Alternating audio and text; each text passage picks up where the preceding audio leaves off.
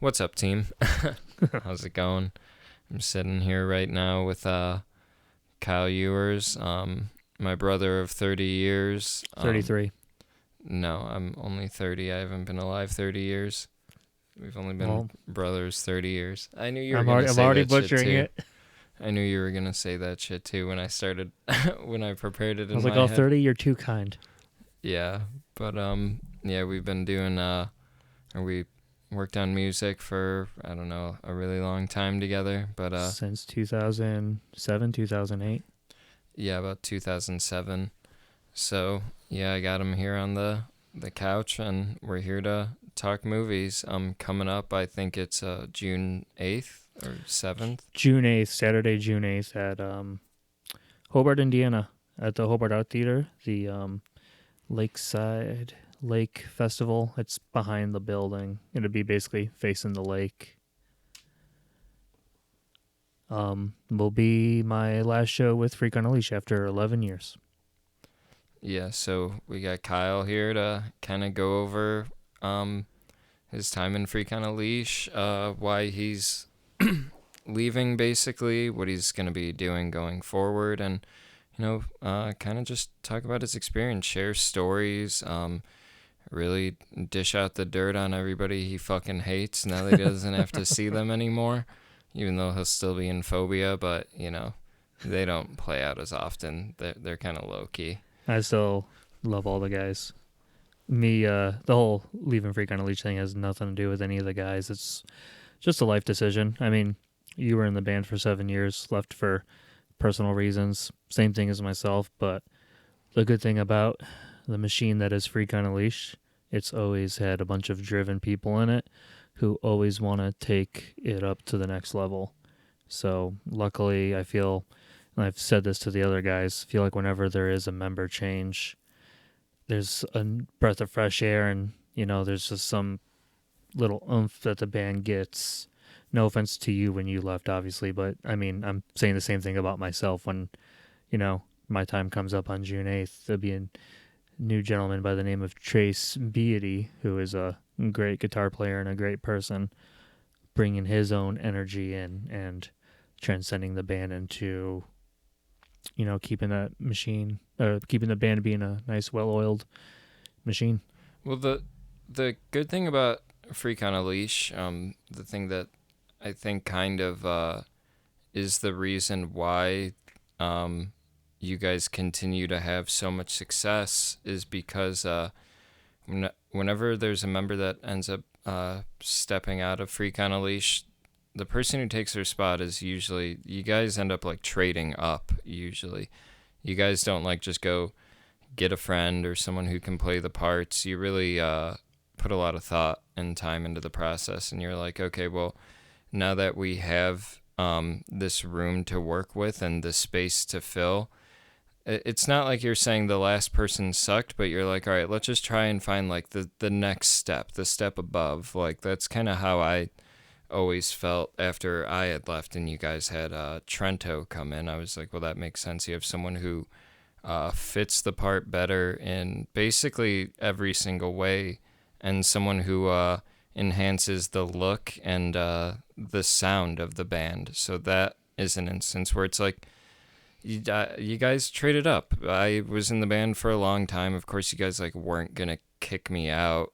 Maybe it could have been leading to that point, but there wasn't like a lot of blood in the water at the time when I had left. So it wasn't a situation where it's like, let's get this guy out of here and get someone new or someone better. But it's a situation where it's like, all right, well, now that we have this role to fill, like, let's really figure out what we need to strengthen our band.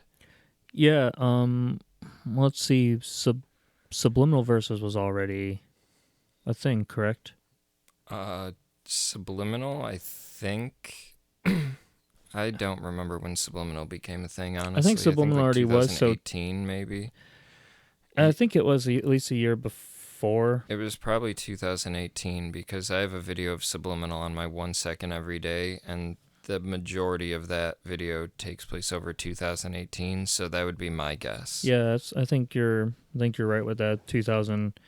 2018. So Trento was already playing with Subliminal, and when you had decided to leave, much like with my situation stepping down as well, the band had ample time with your case and my case that we had time to think about it and fill the position. But your position wasn't too hard. Neither was mine, actually. You guys had Trento before I even like left. He was already like prepared.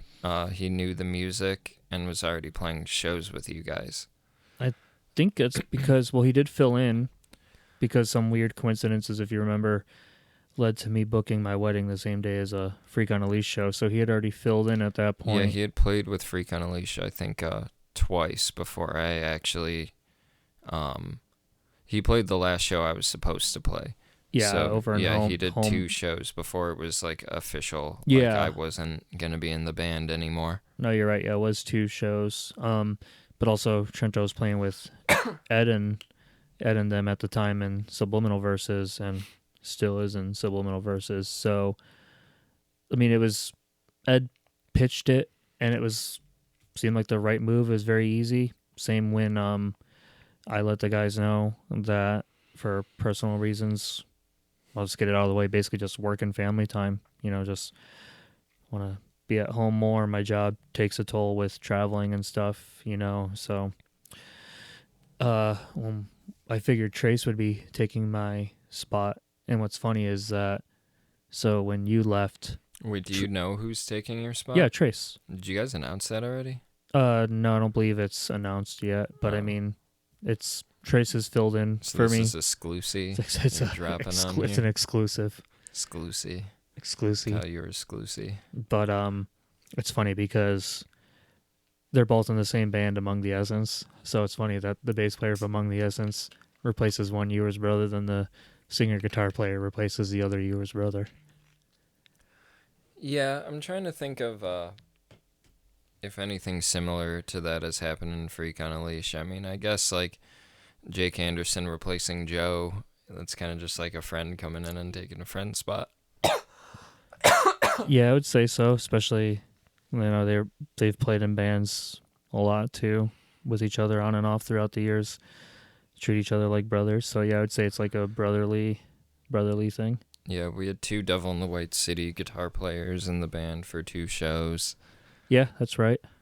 Trying to think of who else has done Freak on a Leash. Mike Robbs, I mean, he was filling in. He was basically kind of like Trento, that whole situation. Yeah. Was Trento... This might be a dumb question. I just don't remember. Was he in the Marilyn Manson band? Okay. Misery Machine. That's what I thought. I was like, man, I might be just fucking stereotyping or really just discriminating or whatever based on how he looks. I was like, I feel like he was in the Manson tribute. Well, Trento does. So long. Trento, the way he portrays himself, he fits the stereotype you were saying, but he ain't ashamed of that. He does his thing, and he's a great dude, a good friend, great bass player. Love talking with him because it's like, over the years of playing with you, it's like the one void you were never able to fill is like, other than talking about instruments, is talk about pedals and gear and stuff. So when you I've never left, been a big gear person. I've always cared more about like the bass itself, and like gear has always felt like another language to me. Yeah, so having him in the band, it's been really fun to talk to about gear, and he just got a new like auto wah pedal. So like, sometimes when we're playing, he goes the other side of the stage. He's got this cool fuzz pedal too, so I'll just like hit it at random spots. Sometimes I'll use more pedals than he does just to mess around. It's really fun. That's what was always a cool thing about Freak on a Leash is I wouldn't usually do anything like that, but I would change the parts up at shows just to keep it a little interesting. I would make simple parts look really complicated. I think Trento's just at so that it point. looked cooler to play. I think Trento's at that point now for Coming Undone. He'll do like a little scale run, and I'll kind of like mess around with him and do the same thing, like, kind of adding a little bit. Because, I mean, at this point, you played those songs for like, what, 7 years? At this point, Trento's played them for 6 or so. So at some point, you kind of... He joined in 2019. 19. So like 5 years. Mm-hmm. So, you know, after playing the same songs for so long, for how much the band plays, he's throwing a little spark. Like he got a new delay pedal too, so he's like throwing some delay in there. So it's really fun. Yeah, so you had joined Freak on a Leash, though, in 2014? 13. 13? Because the Oh, show was, the very first Freak on a Leash show was December 8th of 2012. It was that Cover Your Ass show I threw in part with Another Hole in the Wall. mhm. The one where our old band did Chimera. Yeah. And you did Freak on a Leash, so you did double duty, so you were doing our thing. And I then you did were part of a... Indestructible, too. Oh, so you did 3. Yeah. So you were just the whole show that night. But, no, Freak on a Leash was definitely the standout of that show, I think. It definitely was a standout because look at what it turned into. A one-time thing turned into a 11-year-long career of a lot of big shows and a lot of successful moments for the band. Like you were there for, in my opinion, one of the biggest, and maybe I'd say biggest, but one of my favorites too was, you know, when Head joined us. Mm-hmm. Well, I was there for the whole time. We weren't really getting That paid was actually much. that was actually your last show. Yeah. Was a Head show, so that's the a good Bourbon memory to Street go. one. Good memory to go out on with that being your last show. Yeah, that wasn't planned that way, but it worked out pretty well. I mean, sometimes things happen that way, you know. Do you remember what your first show was? Yeah, it was a joke because Annalise, who is our drummer Mike's wife, which because of our drummer having his wife in the band, we brought Borat back. So now we always make the joke we refer to it as my wife Oh. because we're all immature. But Annalise's first show with us was at the Hard Rock. October 27th of last year was her first show. So as backup and keyboards and all that. So I'm like, man, your first show was at a casino where we packed the house. My first show was at a barn. Remember, it was one of those barn bashes. In Michigan? No, Indiana, like Hebron or something. I don't remember It was that at all. It was What a are you barn, talking and I was about? so scared. Even though like it was not a lot of people there, but I think I'd only practiced with the band once, and I wasn't used to the pedal tap dancing thing. So as soon as I was able to, you know, jump into a Line 6 Helix and have that stuff presented in front of me, every show was a nervous wreck for me with tap dancing. Yeah, wait. Now Barn Bash is starting to sound familiar to me. What We what played was with Barn Bash? remember Framed in Gold? I remember. Brian Pilla and Jake Evans band at the time they played. Yeah, but what? CJ was where in it was too, it? right? Describe the place. It was a barn. Yeah, no shit, but It where? wasn't. It wasn't like Michigan because now I'm getting confused because remember when we would go up to New Era, Michigan, and we played in that barn? Yeah, that's what I thought you were talking about. No, it wasn't that. But another fun fact that I thought remember. you were trying to be cute when you called it Barn Bash, but then that is starting to ring a bell. No, those the people from out there still come to the show sometimes too. They'll come out here for some But shows. so where was Barn Bash? What? I think it was Hebron, Indiana, or something like that. It was Indiana. It was. I remember. I think It was with a bunch of local bands. I remember now. I remember the location. Did it kind of have like a pretty decent sized like parking lot? A little bit. It was a barn. I don't think barns have parking lots. Not like parking lot, but like wherever people parked. Like you were able to fit like a shitload of cars. I'm not trying to be an asshole, but you know, farms are big, so there's plenty of parking. Do you remember there being a shitload of cars parked outside of this place? I remember playing at a barn-like place where I mean, it probably there was like it was like a one-time thing, or maybe It had to we have played been there a that one couple then. of times. It had to have been that then. I just remember being on the outside of it. That's why I'm asking, because I remember it being like a Oh, this was fucking inside. no. Not while we were playing. My Oh, memory okay, is of sorry. standing outside with Brian Moore outside of the van, and just my memory is there just being a shitload of fucking cars outside. So that's why I was asking about those two things. I'd say you'd be correct. I just remember. I mean, I barely remember the earlier Freak on a Leash shows. I just and I really remember- wasn't like drinking around that time because I hadn't turned 21 yet when I was in Freak on a Leash. Yeah, you had to be escorted like you were Eminem or someone famous to Cubby Bear Like and Britney couple of Spears. Britney I Spears. was always told I was the Britney Spears of Freak on a Leash. Well, because we played in Wrigleyville and you had to be escorted on and off stage because you were For the first like underage. 3 or 4 Cubby Bear shows, it was really annoying. And there was one we had played like a couple weeks before I turned 21, and I still had to be. I had to sit in the fucking van the whole show by myself. Occasionally, people would come and like visit me. Like I remember one of the times, I think it was the first Cubby Bear show we played. Joe came outside of the van, and I was playing Pokemon. Then he just looked at me. He was like, "Are you playing Pokemon?" And I was like, "Yeah." And then he was like, "That's fucking awesome." And then walked away, and I was just alone again. That sounds like Joe. You probably went to go Taco Bell or something, or Yeah, go stare at Wrigley Field. because I had just got an iPhone at that time. It was weird to think about the fact that when I started in Freak on a Leash, I had a flip phone. That's how young I was I at don't that even point. remember what phone I had, but It, it wasn't an iPhone. I'll tell you. I know it wasn't when I had an I iPhone. I didn't get an believe. iPhone until the end of 2013. I think we got our iPhones at the same. I think we got them at the same time. No, you had one like long before I Did I? did. Yeah, because you Maybe I already had it got at me that like point. set up on Instagram and shit. You already, and Okay. because you needed a smartphone for that. Maybe I We're getting already like maybe I already had it at we're that getting like point. too off track. So Barn Bash was your first show. Yeah, Barn Bash was the first show. I remember like a couple of Fifth Amendment shows. Remember the little bar The in Fifth Amendment. Fuck. Hammond? All these places. Yeah. I mean, I remember it's just a lot of smaller stuff. It was interesting. These places like the Fifth Amendment. All these different places that Divide would play at, or any other band I was in would play at, and we'd play to like fucking nobody.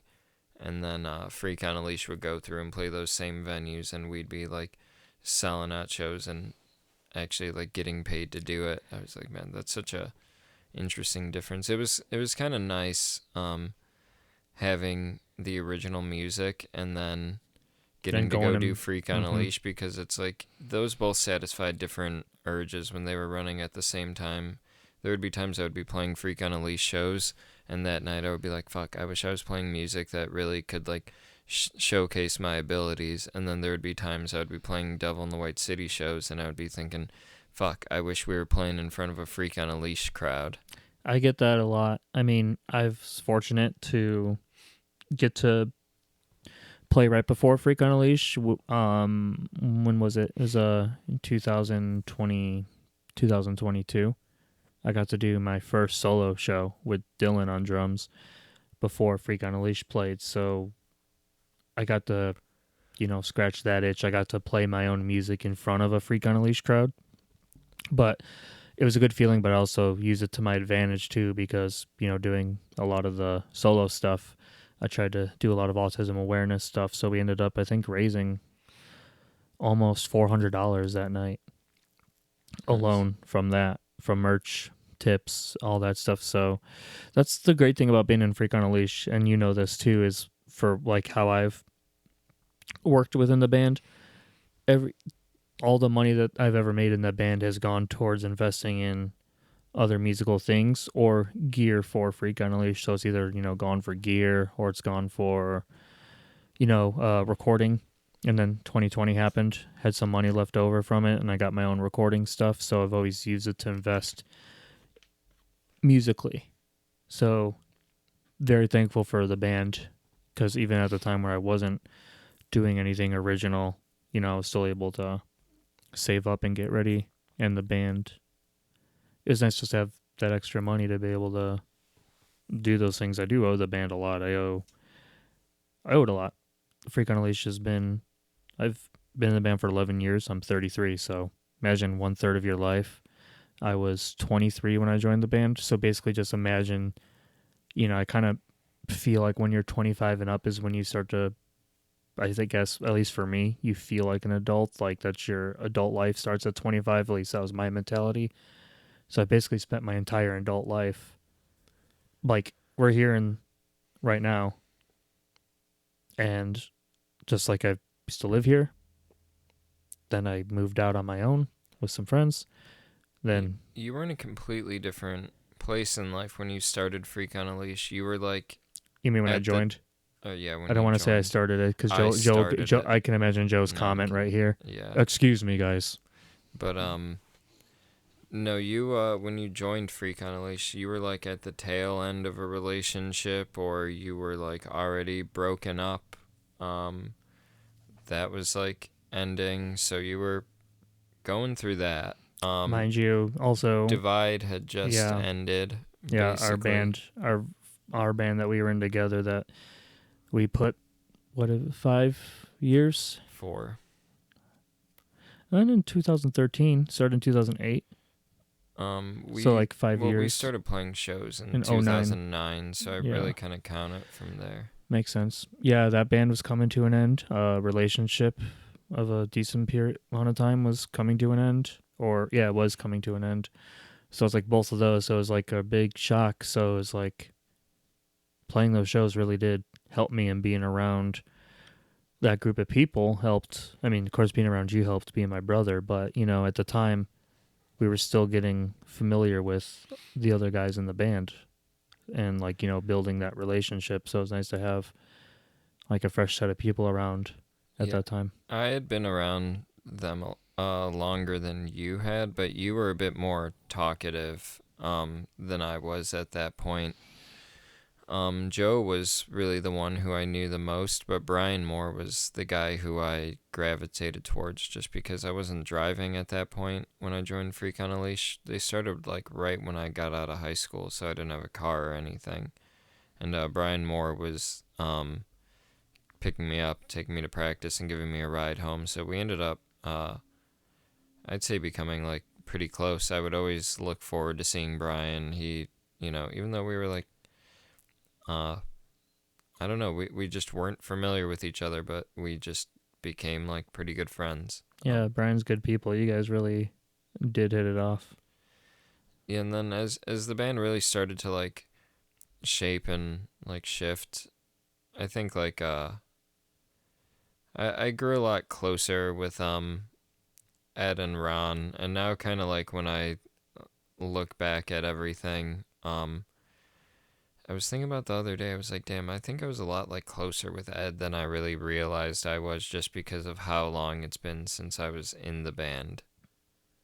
It's kind of how I felt a couple months ago, actually, too, because when I was typing up, wanting to exit the band just due to work and family stuff and just the schedule of the band, everyone in the band wants to play shows. And, I don't want to hold the band back. I don't want to be that guy who's like, oh, I want to limit this because that's not fair to them when, five people are on the same page and one person's not. I didn't want to be that person, but it was kind of nerve wracking I mean, obviously, I put it in the group chat first before talking to anyone in person, and that kind of gave me a bit of anxiety. But then once I got on the phone with like Ed about it, it was fine because then you realize, oh yeah, I'm actually friends with this person. I've been friends with this person for 11 years, and we've been through a lot of crap together. Why am I feeling like this in the first place? I think it's just, leaving's never easy.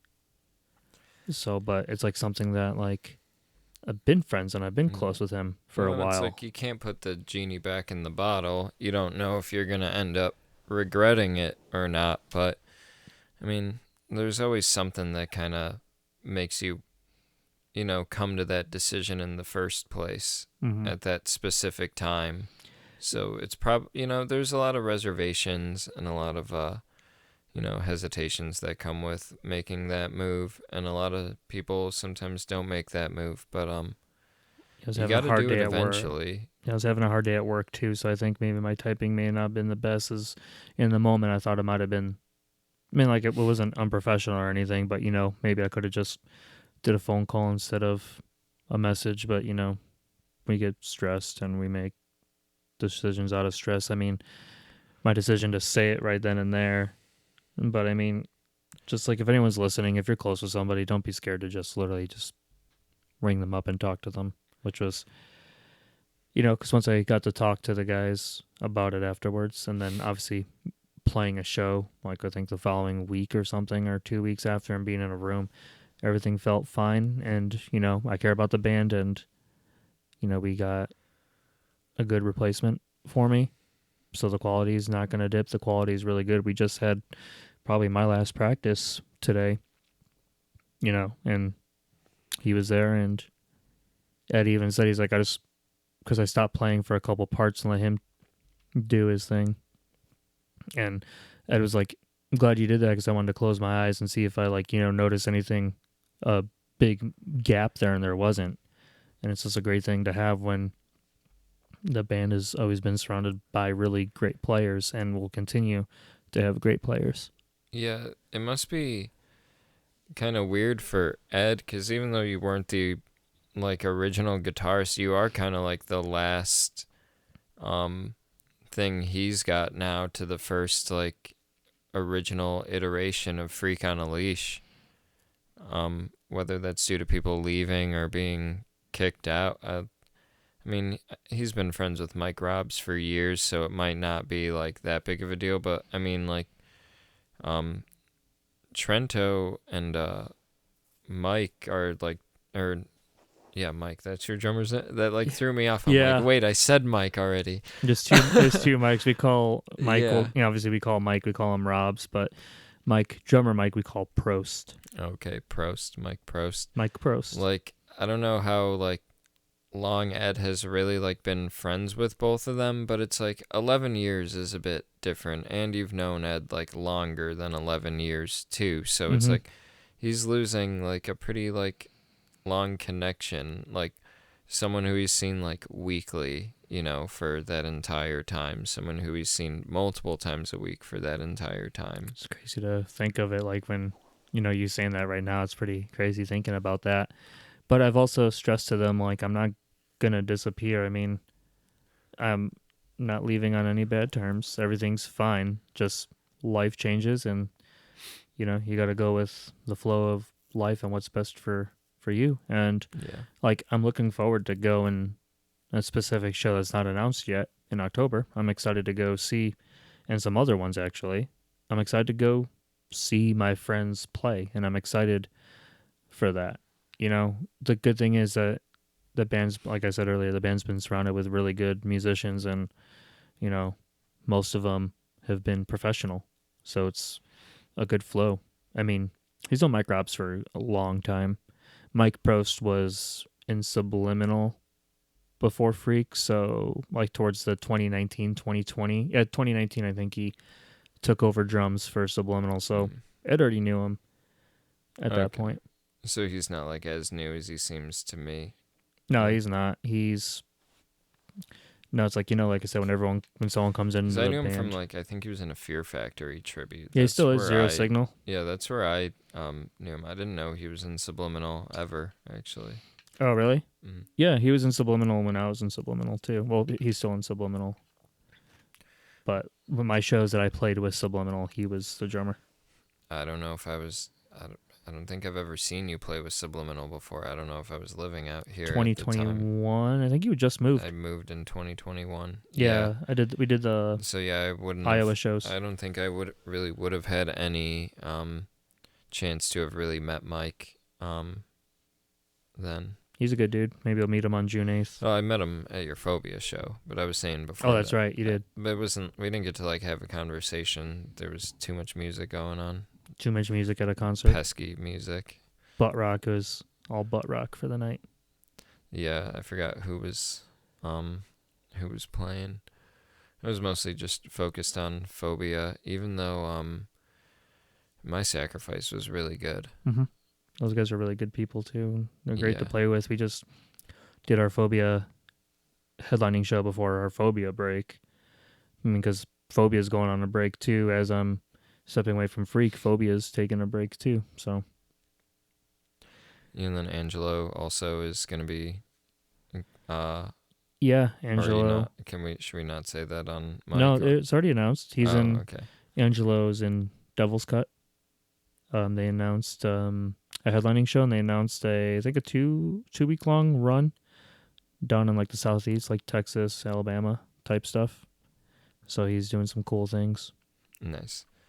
So yeah, Do you want to go over anything specifically from like earlier on in Freak on a Leash? Like, do you have any earlier stories or like first impressions? Any specific venues that stand out? I know one that I really like the environment of that not a lot of people went to. We would play here with free agents. It was like Marco's or whatever, the one where the windows were able to like kind of Yeah, the uh, one in go down or go up, and Portage, right? yeah, it There was was like one in partially Portage. outdoor. Yeah, that was That cool. was like a nicer earlier venue that we played at. Free Agents was also a band that I like really I think we played there enjoyed. with Heartsick back when they were No Life too.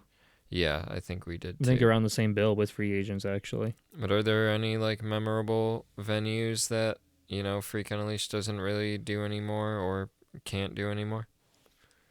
Looney Bin. Why can't you guys do Looney Bin? Did they close? They I like don't know if burned you I down don't or know if you something? know. Remember, I don't know if you know or saw it on Facebook, but Nick died. Yeah, I didn't hear about that. Damn. Yeah, he passed away unfortunately. I'm not sure who runs it or what it is now exactly. I don't know if they do the same thing, but also I think that was one of the venues that the band had outgrown, but we still played there because of the people, And the food.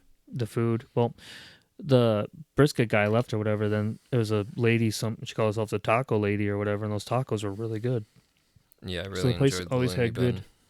good food, but And it wasn't too far either. The parking wasn't the best, and I feel like there were always a lot of it was always fun cops though. hanging out around that There's area. always cops hanging around there. It was always fun Yeah. though. I mean, Looney Bin was always a really good one.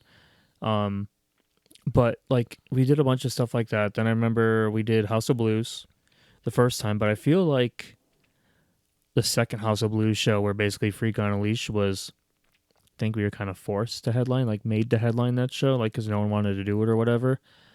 I always consider that show like, granted, like we played shows before that. Don't get me wrong, like those count, but I feel like that was just the start of the trajectory of going up. Yeah. We headlined House of Blues, which was more successful than our first House of Blues show. Because our first show we were competed with Riot Fest. I don't think we were competing with anything on the second one. But something about that show just opened up doors. I know you remember that you were well into the band. I I don't mean, we were. remember which House of Blues show was which House of Blues It was show, Jake's who first we one. played with. Jake's I first just one was that one I was talking about. Do you remember what year? I have a couple videos from the stage of one of the years. Ed's giving a shout out to like White Pony. It had to be 2014 or 2015, I think. We played at the House of Blues that early on. I think 2 years in. Yeah. Mm. It had to have been within 2 years. And then I think the same year we did Joe's Live. Or within a year. We did Joe's Live in 2017. That's right. But then 2017, I mean, jumping from that point, from the House of Blues, when I'm talking about the Joe's Live, it was like a completely different band. By that time, in 2017, the band was a machine. I think I think I recorded it correctly. We played the most amount of shows we played was in the year of 2017. Yeah, I'd believe it. That was a pretty wild year, man. I got married that year and I didn't have a kid yet either, so it's kind of crazy. Like again, like I said, I spent my whole adult life in this band, like how much stuff changes. Yeah, I wish Like, I enjoyed that time more with Freak on a Leash. I don't think I let myself enjoy it. I don't know. I wish I had the mindset now, the mindset that I have now back then. The drive. I wish I cared more, put more work into the bass. Mostly the sound of the bass. I wish I took the time to really enjoy those bigger shows, those moments. I have no memory of the Joe's Live show at all. the 2017 one. Yeah. Because then we did it the next year too, I believe, in 2018.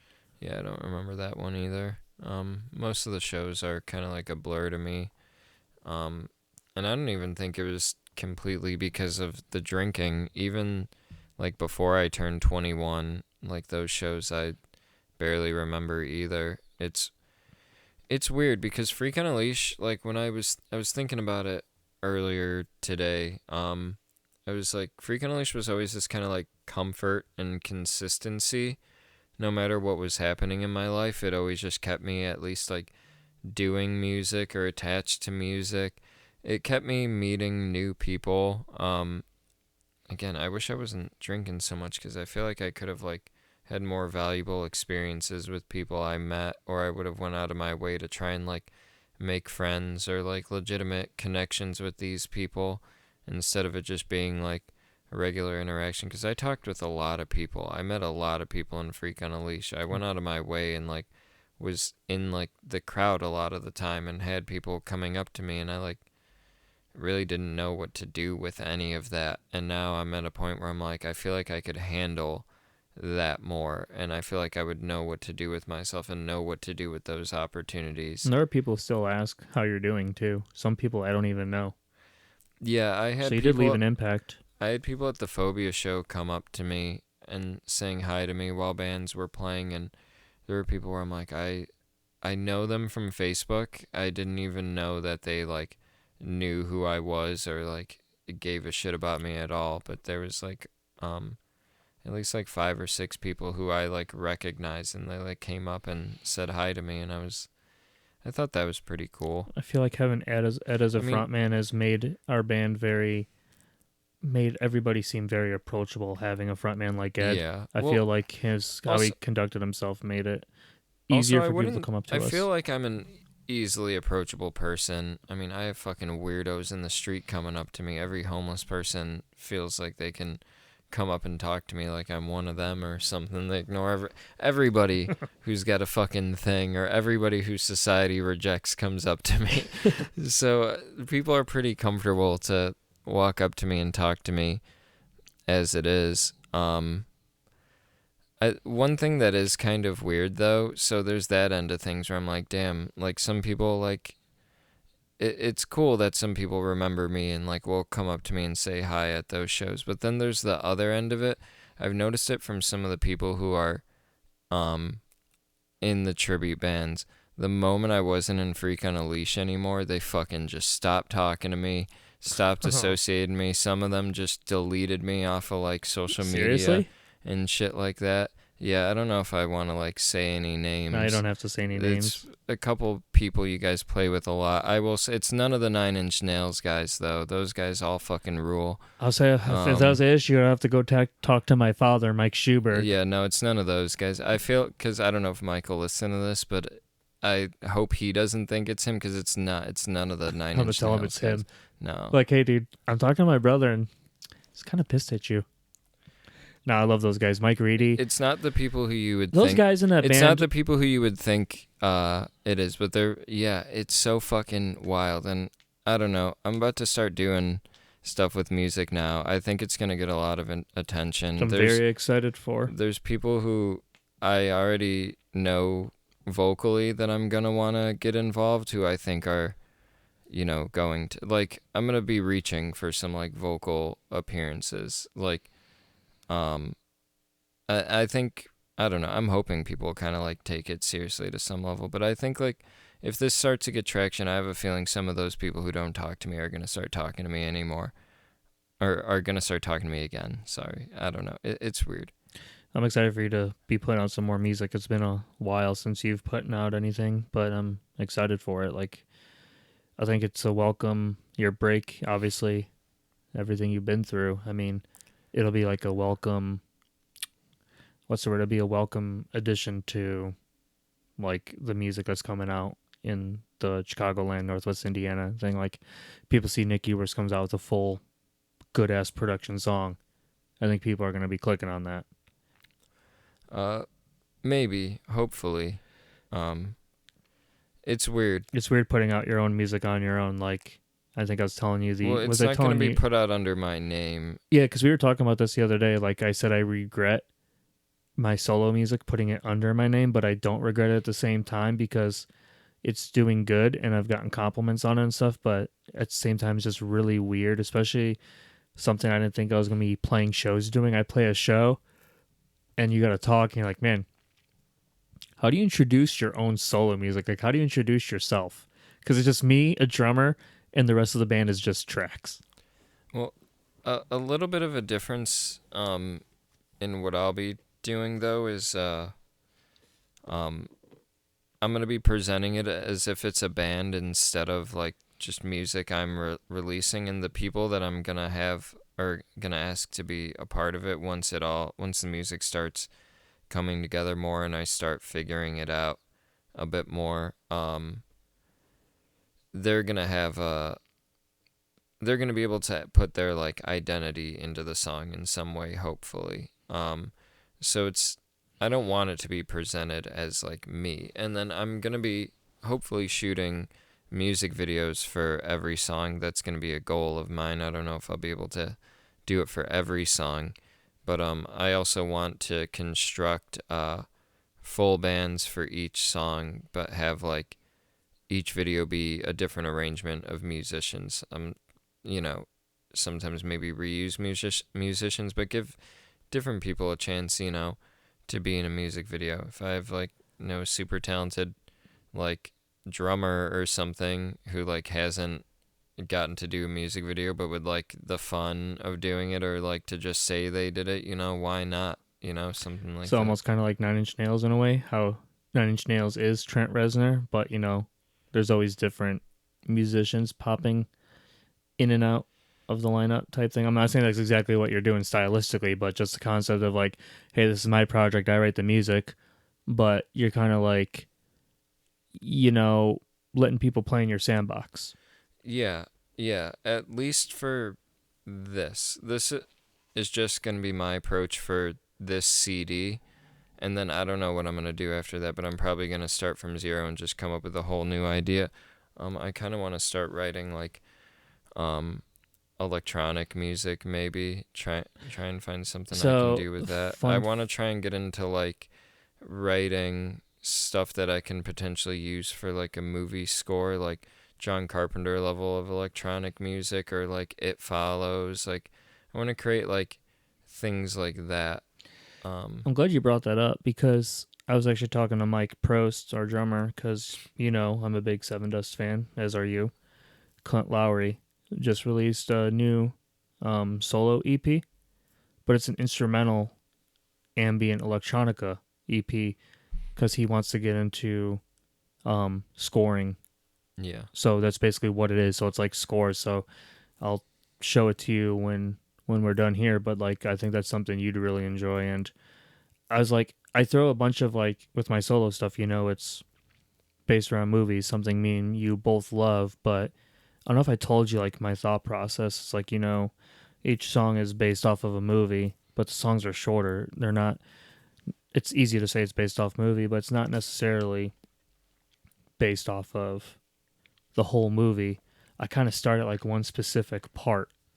You know what I mean? Yeah. Like if you listen to Monster Zero, that's supposed to kind of start of like the awakening of all the monsters in King of the Monsters, and then kind of finish out through the whole movie. Same with LV-426 is kind of when the what's the war doctor John Hurt when his chest Yeah. busts open. So it's kind of like where the song's supposed to kind of start there, where it's like an intense guitar run, but everyone's in shock, and then the shock, it's kind of like, it's weird. Like I thought about maybe like, hey, maybe I should kind of like just write to the whole thing, but I think it kind of like, people have done that. People have done covers of songs and stuff like that. I feel like it, not being lazy, but I kind of think that two of my songs are longer. They're like 5 minutes plus. And I think the shorter ones have been more successful because it's more bite sized and it's instrumental. It may not be everyone's thing. I kind of think it's a nice thing. Just kind of play it. You're kind of in and out real quick. I think that's the winning formula for these. And doing the movie theme, like with the posters as the artwork type of thing, is working out pretty good for it. I mean, I'm like, again, and I'm happy that Freakin' Alicia is, with any project that we've done, me and you with our old bands or with the solo band, it's helped kind of the reach of our other projects, and there's friends and people that we've made along the way and people who will listen to whatever we do musically after. So, I mean, it's just been a great thing, and everyone who's come to the shows has been really cool, been awesome. Met some really good friends, some really awesome people, and some great supporters over the years. So, I mean, like the experience in this band has just been great. So, I mean, I know we talked about doing the podcast because of me with my final show, but some way or the other, everything just was linked to Freak on a Leash. Yeah, I think Freak on a Leash, this is something I was thinking about earlier. I think it was probably the best thing I've been in with you. Like, we were able to, I think, function the best in a band together in Freak on a Leash compared to, like, the original bands. I don't really remember us having any, like, anything to really, like, have any conflict over. Because we weren't, their music was already written for us. Yeah, and the only, like, disagreements or arguments we would have would be in how a riff would be played, and the only way to solve that is just listening to the song, and there's ways to get past those issues. Yeah. Like, if you don't have, like, creative issues, there's not really a whole bunch, and none of us were really in charge of booking the shows. I don't really think I had any conflict really with anyone throughout my time in Freak on a Leash. I don't really remember having a moment or moments where I was like, I can't be around this person, or where I had to, like, seriously sit down and talk with somebody because of how, like, I felt about them or they felt about me or Yeah, something. I don't think so either, honestly.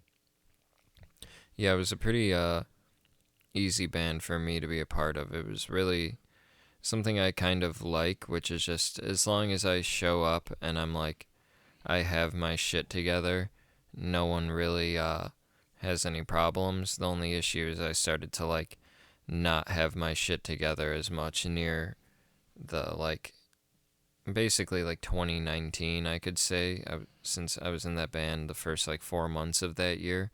Basically, like, 2019, I would say. I really didn't. April of 2019, yeah. Yeah. April 7th, I think, or April 10th, 11th, I don't remember. Which is funny because that's basically the 10-year anniversary of the first show you would have ever played too. Like that same weekend. What?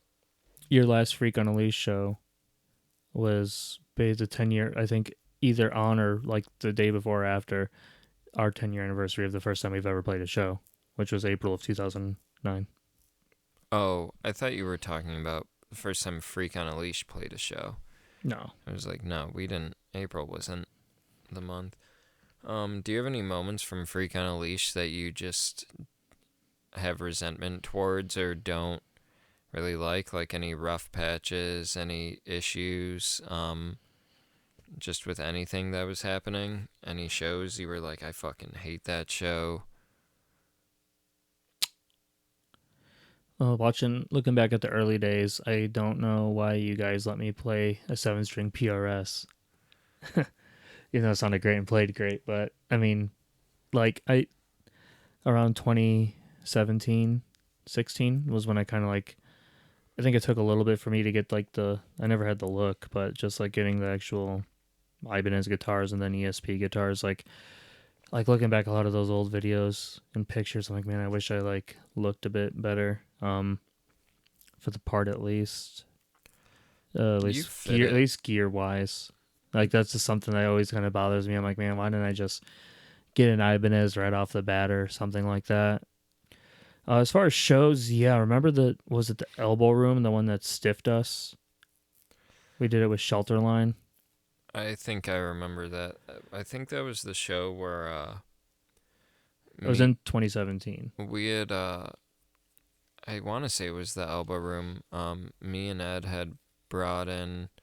We didn't tell each other we were gonna do this. I think he brought in like his own like alcohol. That was the show. Yeah, I brought in my own alcohol too, but I didn't get caught with it. I remember. I think he did, and it was. We didn't even get paid. It was stupid. Yeah. I can't really say there's a lot of shows I regret or resent. I mean, it was a growing process, throughout the band. I'm trying to think. I mean, there's been some bad shows where I've played. Those pole shows were pretty weird, I think. Yeah, the first one at Reggie's was really good. Not the fact that the pole show was happening. I feel like the events around the pole show were always really weird. Well, the first one, there was that one guy that had the incident, which I'm not going to talk about on mic, because that's unfortunate. The Then the second one was at Concord Music Hall. Well, even like when it came to you got there and it's like, okay, the women are over here, the guys have to like be over here, like The don't women get the fucking dressing room. You guys could go change outside yeah, they're like don't fucking look at them. with your thousands of dollars of gear. Yeah, if you fucking fart in their direction, you're out of here. It was like ridiculous, but I remember like that just feeling a little weird, and we hung out in that like upper cage area, and Was like this the Reggie's one? yeah, and people like some of the dancers started coming and hanging out with us, so that was like Oh, Reggie's didn't even pretty have a cool. dressing room. Like they have a green room. Do they? Reggie's does, yeah. All the times we played there, I I've never been even down knew there a couple of times. that. I didn't even know that, and I I've was played down there once with Dark Sermon. I think I've played Reggie's 3 or 4 times, and I don't even. Actually, no. I think I played Yeah. Reggie's with you every time. I think I think, yeah, whenever we played Reggie's, it was always with you, so I'm surprised I never even. We also, there was that one guy that was supposed to be like filming some kind of like documentary for like the tribute scene too, and I remember, Oh, yeah. he recorded like my part in like the bathroom of the Reggie's green room. Mine was outside. I wonder whatever happened with that footage. I think Ed said that somebody's actually going to do a real documentary this time, which I'm happy about because, I mean, obviously, you know, the scene before we were ever even in it, and then now, and how hard he's worked and all the stuff that's happened and all that. So I mean, Yeah. I think a documentary needs to be I've been made at this writing. point. I've been writing an idea about these two bands that go on tour. Just you know, no like plot really, no big conflict, just kind of like almost like shot like a found footage type of movie. But it's not. There's not going to be someone holding the camera, but it's going to kind of have that look like the camera is sitting there with the people in the vans. And I was thinking about maybe making this an actual like project and actually like over one of these summers touring with actors acting as this band, or find musicians who can like act and actually like having fake shows, because I'm pretty sure like venues on like days or hours where they're not having a show, like small local venues or like dive bars would let us film like footage and shit like that. Yeah, But probably. I was thinking I want to do something like that and just collect like good stories from everyone I can, and just fucking horror stories from everyone I can, and just construct the narrative of these two local bands that are on tour together. You know, It's pretty cool. I like that idea. I mean, especially we're in an era where I want to set it in like, you know, the it's weird with like cell phones and stuff like that, and the music scene is so much different than this music scene I imagine. But kind of like, have you seen Green Room, that horror film? Green Room, no. Yeah. Imagine like Green Room if you took the horror and the Nazis out of it. I know you said no, but for anyone listening, kind of something like that. Just like two bands just really like toughen it out, and even like make the filming style look gritty. Yeah, kind of like going back, you said like the horror stories. Like, yeah, I can't really name any. You know, of course, there's been some bad shows where maybe crowd wasn't great, or I played bad or something. But off the top of my head, other than the Elbow Room one, there's not really one where I can be like, I hate this type of thing. You know, it's never really been like that. Yeah, I'm trying to think of if there were any like horror stories. I know there was like some rough situations with JJ Kelly's. Oh yeah, there was that happened a yeah. couple of times. And then just like weird situations with people like booking shows. I think we might have had like some conflict there. Every now and then, maybe like not getting paid how much we were supposed to. But I think that's definitely a lot in the early days, but you know, as time went on, you know, stuff got to a different level, and there's like we toughened it out. We kind of grinded it like a local band in a way, with a local band approach, and then now there's always a tribute band, cover band scene in the area. I feel like this just kind of spawned or either I'd say spawned in conjunction of uniting a scene and people starting, you know, other tribute bands. Like, you know, people go and knock a tribute band and be mad all they want, because, which it just, dumbfounds me that people really will get so mad at tribute and cover bands when tribute and cover bands have been going on since the 60s and 70s, and venues have relied on tribute bands and cover bands, to get extra income, come in, whatever. The shows do good. People want to hear stuff they're familiar with. Yeah, people are letting it be known that they want tribute bands because they're paying to see them. The tribute bands are generating money for people. Yes, like They're everyone's successful, aware. so people are going to continue to see them. Yeah, they've always been a thing. If people haven't complained about it, honestly, I'm not trying to like be harsh on the mic, but they're fucking babies and they need to get over it. I'm harsh about it because it's just fucking annoying. Sorry for swearing, but it's No, you just can swear. really annoying because I have never stopped doing original music. Even in that, my I don't life. give a shit if someone just does a tribute band. They're allowed to just do a tribute band, unless the band comes in and sends them like a cease and desist. Then it's like There's they're allowed to fucking do that if they want to. If that's what they took the time to learn the instrument. If that's what they want to do with their knowledge of these instruments, if that's what they want to put their abilities towards, that's fine. If they have fun doing it, if they can make money doing it, that's fine. If anyone else has an opinion on it, then they're a fucking loser and they need to pay attention to what's going on in their own life. That's not something anyone should have a concern about, except for people who are going to the tribute shows, people that are booking the tribute shows, and people that are playing in the tribute bands. a tribute show is not because a tribute band is happening on a Saturday night at a venue near you does not mean it's taking an opportunity from your band. Because let's see, Freak on a Leash, big tribute band, right? It's not. There's and a lot honestly, of other bands that and our peers that also do very well, do the same thing we do. if they're taking away from your shows, start booking your own shows. There are solutions that no one's taking away from their own shows, honestly. Even Ed's been saying They're that. not taking away shows. High tide raises all ships. That's how it works in a fucking music scene. And people just suck. Well, Ed's brought that up too. It's like I used to book in VFW halls. It's like Ed didn't have a place to play back when the scene was starting over there. It's like he made a place. And here's the thing. It's like, okay, There's always toxicity in the music scene. There will always be toxicity. It just shows itself in different ways. Like the toxicity in the tribute scene is that right there, this whole like original bands attacking the tribute bands, this like divide and separation. because in the tribute scene, everyone gets along for the most part. Well, too, people actually like watch all the bands too. Like the thing that was kind of annoying, and that wasn't a thing, frankly, until we met the Indiana people. And sorry, Indiana people, if you can't handle this, then it sucks. But your music scene kind of sucked. It wasn't really a music scene. It was a fucking popularity contest of who has the biggest dick and how fast and hard can we suck it. Fucking the Illinois scene. Something I was thinking about the other day. So are you, for context... Real quick, hold on. The Illinois scene was when we had started, and this isn't everybody. I'm sorry if if it seems like I'm generalizing. I'm not. It's a select group of people from the Indiana scene. And they know who they are, and the people from the music scene who were always supportive and are still in it know who those people are too, because they're not in the scene anymore. So the Illinois scene, when we started playing, no matter what bands there were, no matter who was playing, everybody would stay and watch every band. It was about the show. It wasn't about the one band. You were there for the experience. Everyone got support.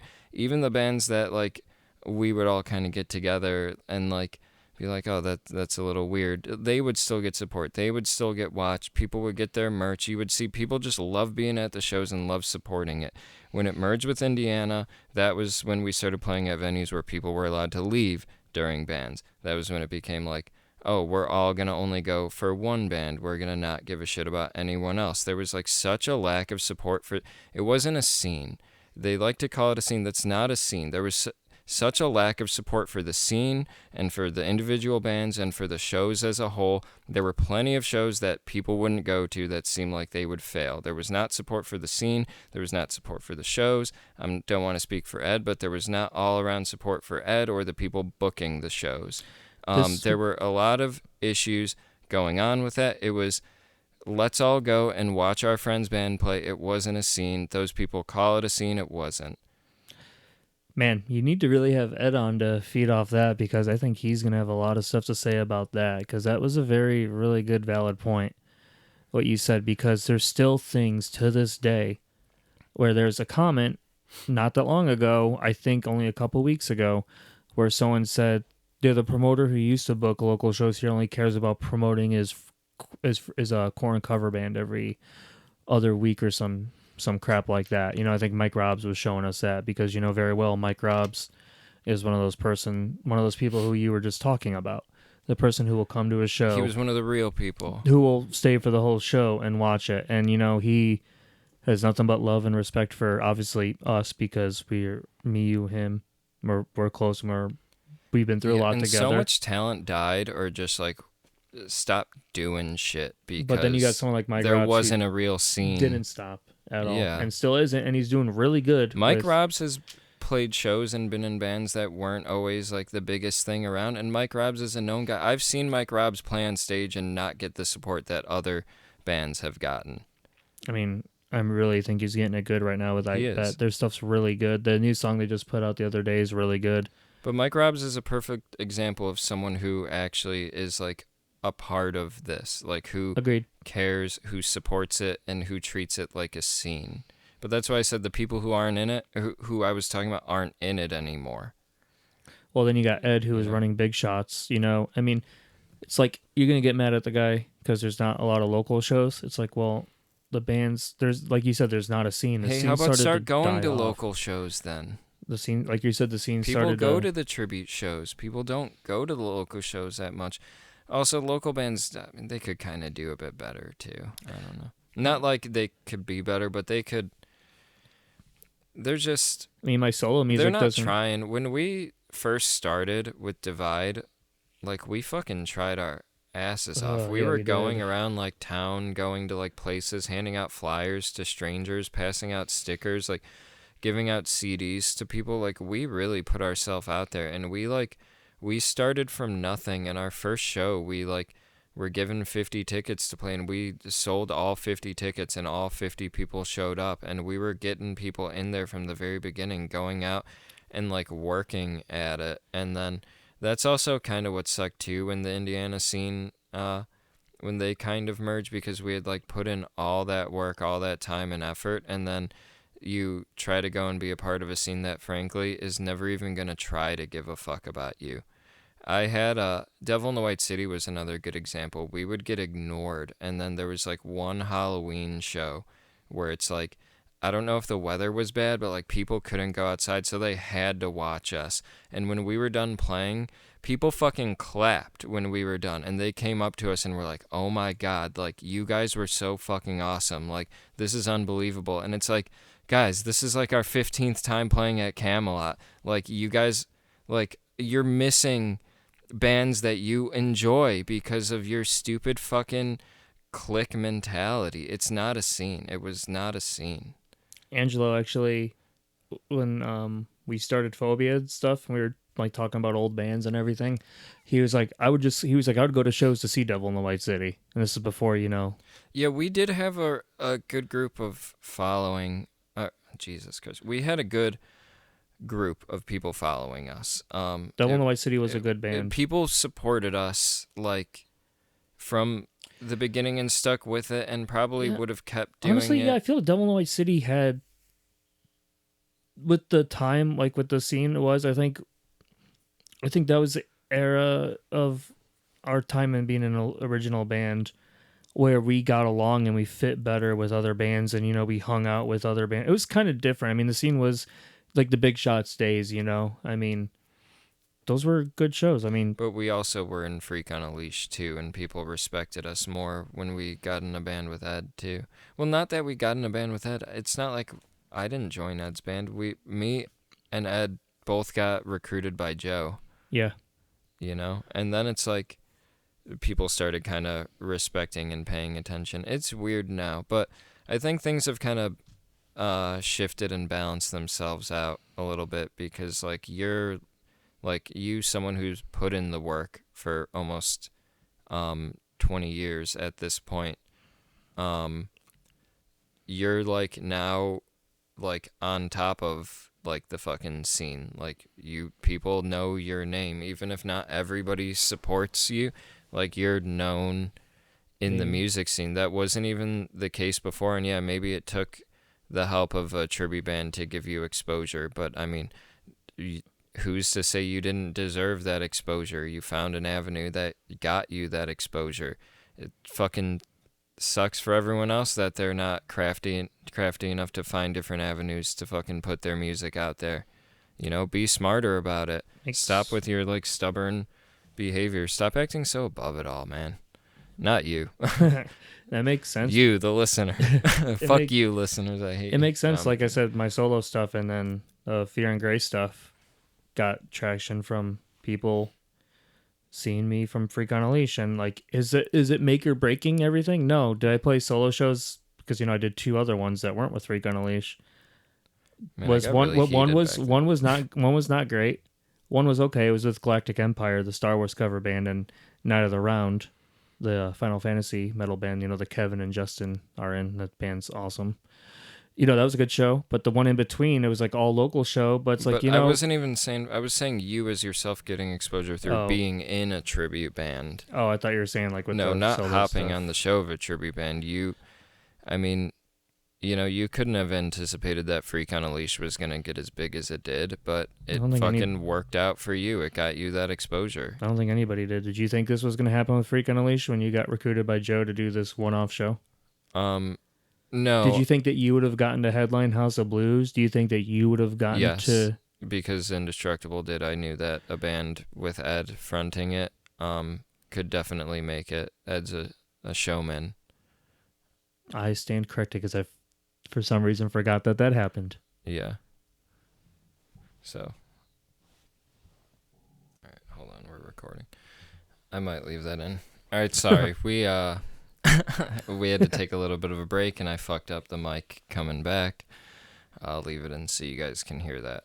But yeah, so what's up next for you musically then? What do you got going on after Freak on a Leash? So after June 8th, again, it's at Hobart Art Theater on the outside for the Lakefront series. Basically, a little short thing with the Lakefront series is I think it deserves its own plug. June, July, and August is going to have an outside music festival hosted by the Hobart Art Theater, behind the Hobart Art Theater facing the lake. The first one, is my last show, June 8th, with Freak on a Leash. Super Unknown, which is one of my favorite tribute bands out here. They do everything. Chris Cornell, you've played with them at Joe's Live when you were in the band. There's a really good Disturbed tribute from Ohio called Stupefy playing that we've played with before. White Pony's on it, and a bunch of other bands. So basically there's going to be one in June, one in July, one in August. It's going to be basically, one's going to be like a 90s night. Then I think the one's going to be like a pop night, one every month. So it's a good thing that a community like Hobart's doing that to create a nice family-friendly environment for families to come to. So who initiated this idea? Ed has had that idea for a very long time. See, this is what I'm talking about, people. Throw your own shows, make your own events. Like, you know, I know it's not that easy, but like, find the spots and fucking do it. Make it happen. You know? I mean, yeah, Ed pitched it, and the rest is all Shane, That's the like owner. Such a cool idea.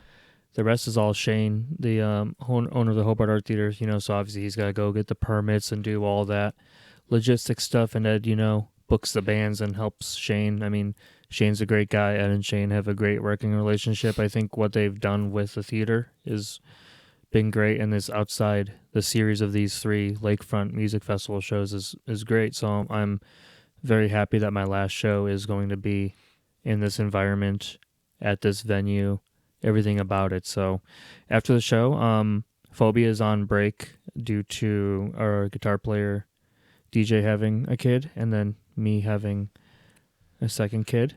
So we're going to be on a break. I think we're going to book... They're trying to raise kids to take their spot in the band. Yeah, we need to... They're farming Phobia members over there. At this rate, the Phobia 2.0 may be all females, plus Dylan, because he's young. Yeah. So I think Phobia will do 1 or 2 shows in November and December. Then 2025, we'll see where that goes. I mean, our goal and our mindset and our conscious decision is to play 6 shows a year. We don't want to max out above 8. We are kind of all in the mindset like, hey, we'd like to do a show every 2 months, kind of make it an event type of thing, you know? Why don't you just book your own big ass show? Like, kind of like this festival idea. Like, plan something for next year where you're like, this is going to be the Phobia show. You get Freak on a Leash as direct support or something, you know? Nah, we would never. I would never have Freak on a Leash do direct support Why? for Phobia. Freak on a Leash is a machine. Phobia is. We did that headliner at Hobart. That Ed. Yeah, take that and this book. ramp it up. Find like we did a lot of promotion. We put it into it. But really find something to make it different than a show. Like how this Hobart thing, it's a family experience. Like find something where it's like not just a Phobia show, where it's like this is the Phobia event of the year. That's a really good idea. We actually might do that. I think the next year gives us time because we've only been a band for a year. Like put your guys as the headliner. Get the bigger tributes to open for you. Only put big tributes on it, you know? Have like Freak on a Leash caliber people. Maybe, I mean, you don't have to put yourself as a headline. Maybe get like a split headline thing with like maybe My Sacrifice or something. But it's kind of like what we did with our headliner. It was us, My Sacrifice, Sort of Trippin' Pilots, and the 90/20. We did saying get like headliners to support you guys on the show. Okay, like, I get what you're saying. Bring the headliners to like support you guys. Well, we're thinking that'd probably be the best bet for and 2020. Make it a big event. Make it more than just a show. Well, that'd probably be the best bet to do that in 2026. Give us another year to work because like I said, we did that our first headliner show and we just cracked almost 200. So right now it shows that we're at the point where it's like, okay, we're a good direct support act or second after the opener on the bill, which is like obviously, you know, we've been doing it for a year. We wanted to do the headliner because we knew a break was coming and we wanted to gauge what we can do. Now that we know that, we do have talks for, like you're saying, a big event show. 2026 is the 20th anniversary of Phobia, so we would like to do that in its entirety. Nice. And then obviously My Sacrifice, good friends of ours, we've been doing stuff like that. My buddy Mike Wheeler, he's in Subliminal Verses also. He's also the bass player in Soda, System of Dying Angels, great System of a Down tribute band. They just did their debut show with Something in Your Mouth, the Nickelback tribute. Mm-hmm. So Ed's gonna start putting some packages together. So we're gonna do like a big butt rock. I know Mike wants to call it like the divorced dad's night or something. That's good. Divorced dad's. Oh my god. Oh my god, that is so fucking good. I'll show you a video. They did their first show yesterday. So it's like gonna be like, you know, Nickelback, Creed, Breaking Benjamin. I think he's gonna throw the 3 Days Grace band down there, or like, we're like hoping that maybe like a Sealer or a Stained band would come out. So, yeah, that's the plan for Phobia. Like the big event things, like I'm with you on that because Freak on a Leash does that. Like we did with Follow the Leader. Obviously, did the album from front to back, which was a great experience. But I'm thinking like location too, though. Location? Like, you know, cool location. Like something where it's like not really like, let's book a show 2 months in advance. Like something where it's like, let's really think about this a year before it happens. Where it's kind of like you said, the Outside Festival, you know, Ed's had that years brewing. The Follow the Leader show, I honestly think we booked that a year in advance. Yeah, something not thrown together, something that's gonna like gotta really simmer and boil for a little bit before you serve it to people. Well, thanks for throwing the idea out because, like I said, I'd like to do that something next year to kind of coincide with it being the album Phobia's 20th anniversary. I think it'd be a really good marketing tool to do that record in full, and then it gives us another year to play our shows and get more followers because we've only played. You guys should do a show where only did you're 3 just shows. Breaking Benjamin covering all of the songs Breaking Benjamin covered. Kind of like what Freak on a Leash's medley is now. Is that what it is? Do you guys do Sandy Claus? Yeah, we did Sandy. I like how I wasn't even the band. I got that fucking in there. I was just talking to Ed about this. I think like every time a band member leaves and says something, it happens. Like you said Sandy Claus, and we played Sandy Claus. There's something I pitched. I forgot what I just said. Like that the band can do. I forgot, but it's pretty much. It was a funny joke. I'm like, yeah, Nick came up with Santa Claus and he wasn't in the band, and I think I brought up. Well, you guys Oh, have. it was doing the full solo because on June 8th I'm gonna do the full solo for Another Brick in the Wall, and it's like we should do that from now on because I don't know. I think what happened when we were writing the medley. I think some of the guys thought it dragged, so we didn't do it. So I'm like, yeah, it's like whenever a member's leaving, comes up with an idea, the band takes it and goes. But that's like I said, that's kind of been the fun thing about the band. Like you weren't in the band, but you brought it up to, I believe it was Ron about Santa Claus, and then the band does Santa Claus every October through December type thing. So I mean, that's just the thing about the band. When you're in a band and you have all these people who contribute in the band, and then when they leave and come up with an idea, like there's that respect there too, and it's I don't know, it's good. We're surrounded in good company, and I can't wait to start our Freak on a Leash tribute band with all the ex-members. Yeah, there's A tribute to Freak on a Leash. You just need Ed to quit so we could get So we could have a good singer. vocalist in there. So we could have a good singer. Well, no, there's no singer to get I yet. know, There's yeah. no ex-singer of Freak on a Leash. It would just be karaoke night. It would just be an instrumental act. What's it called? I was about to say something. Fuck, but I can't. Oh yeah, you guys play a lot of songs now too that got shot down when I had brought them up in the band. I think like Dead Bodies Everywhere was one I was trying to push for since the beginning, and Dirty was one I tried to push for since the Dirty was beginning. going to happen. I think it still might happen when I'm... Ed told me he didn't gone. like Dirty. Well, also, think about it years this way. ago. There's a lot of songs that the band said that they would never do. Like, we said we would never do Word Up, even though I At really least wanted... I thought Ed told me he didn't like... I'm going to double down. Ed told me he didn't like Dirty. He told me he hates Dirty. Really? No, I don't remember. we, Someone said they didn't like it. I feel like it was Ed. like said, like some songs like Twisted Transistor and Word Up, we learned it for the casino, and now we play them almost every set, which I'm happy because I like those songs, especially Word Up. And people have reclaimed those Korn singles that used to get shit, except for Hold On and Evolution. No one's ready to forgive those yet. We almost learned Hold On because Hold On fucking sucks. It's the better one. So boring. It's the better one of the bunch, but I mean the better of a pile of dog shit. We played Oildale. Yeah, Oildale isn't that bad.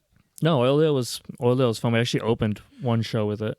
I like Oildale less than I used to, but I still like Oildale more than I like. I mean, obviously with new stuff. With Annalise in the band, we've done Love and Meth, which has been a lot better than we used to play it when you were in the band because we have keyboards now. That's like where I really started to not care for Korn as much. Oh, then we've been adding. I mean, You'll Never Find Me, which is from The Nothing, which is a great song.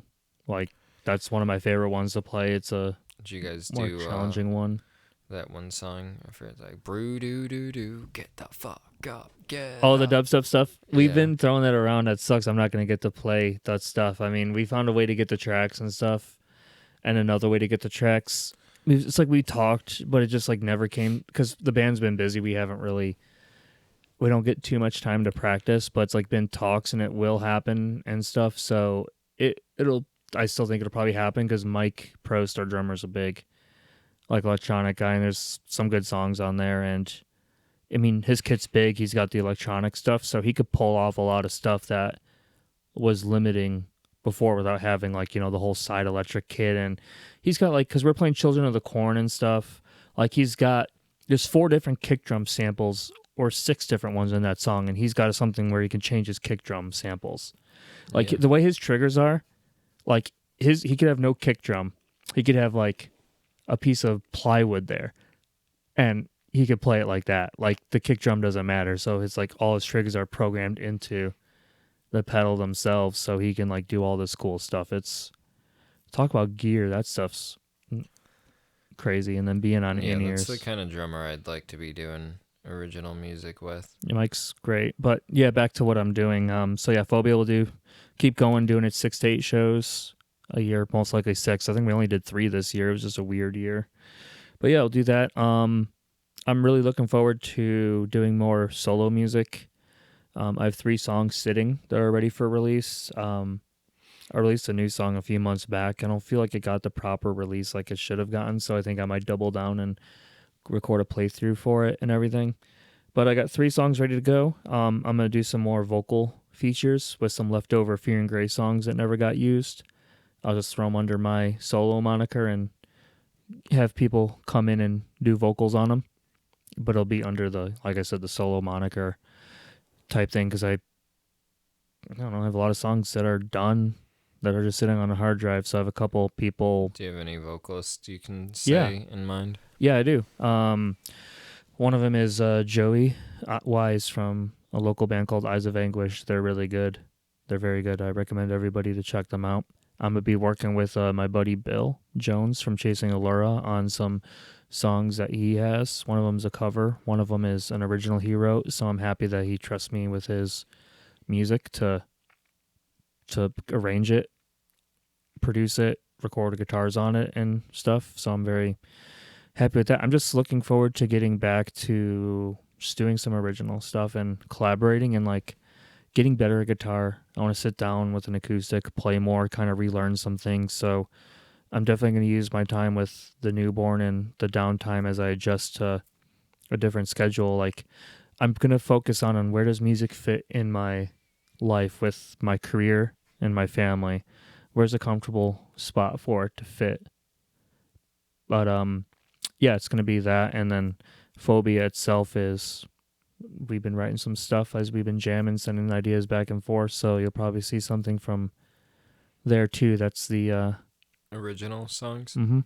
Are you guys going to be putting it out under Phobia, or are you going to be... I think so. We're kind of keep going back and forth a little bit. I've even kind of thought about, even with John, like maybe bringing the Fear and Grace name back, but there's kind of a bitter sweetness to it, so I'm maybe just leave it for what it is. I know DJ wants to use the Phobia name, but I think we'll probably just end up keeping the Phobia name. I'll show you. I don't think I've even showed you the demos. I'll show you them later, but I mean, are there original tribute hybrids like that? And are you guys writing in the style of Breaking Benjamin? Yeah, we're writing in the style of like kind of using the formula in a way, but kind of adding it's us though. It's like in that vein. But you know, there's some stuff we're not gonna like. I'm Kyle Ewers, so I'm gonna write like Kyle Ewers. You know, DJ's gonna write like DJ. So it's like our own take on that stuff. So in a regard, it is kind of similar to the Fear and Grace stuff in a way. Did Angelo write anything? We were in a room together for one of these songs that we have demoed. I'll show you too. So he worked with us on one of them. We have 3 demos total. So we recorded one of them at Angelo's, and then I finished up some stuff. Nice. It's a funny story with that one too. I'll tell you off mic though. Oh, nothing that you can say to the... It's not really bad. It's just an inside joke thing that no one would probably find funny. Oh. So, except for like people like us. Fair enough. Well, when you say it like that, it's... No. Tell the people it's not horrible. No, it's not horrible. It's just like, don't want to waste anybody's time. It's just extremely racist. No, nothing racist at all. Extremely hateful. This is a family-friendly. Misogynistic. Yes, because that's exactly what I check all those boxes. Kyle eats babies. No, I'm kidding. I feel if I ate babies, I would not be allowed to have a second one. Maybe, I don't know. Well, so you asked me we did this whole circle back on Freak on a Leash. We talked about my music endeavors and what's going on. You know, you posting this, some people who haven't heard from you in a while may pop in and stick around this however long we've been talking. So you said you're up with that music project that you're doing. What else can we expect? Anything else? How many songs are you thinking about doing?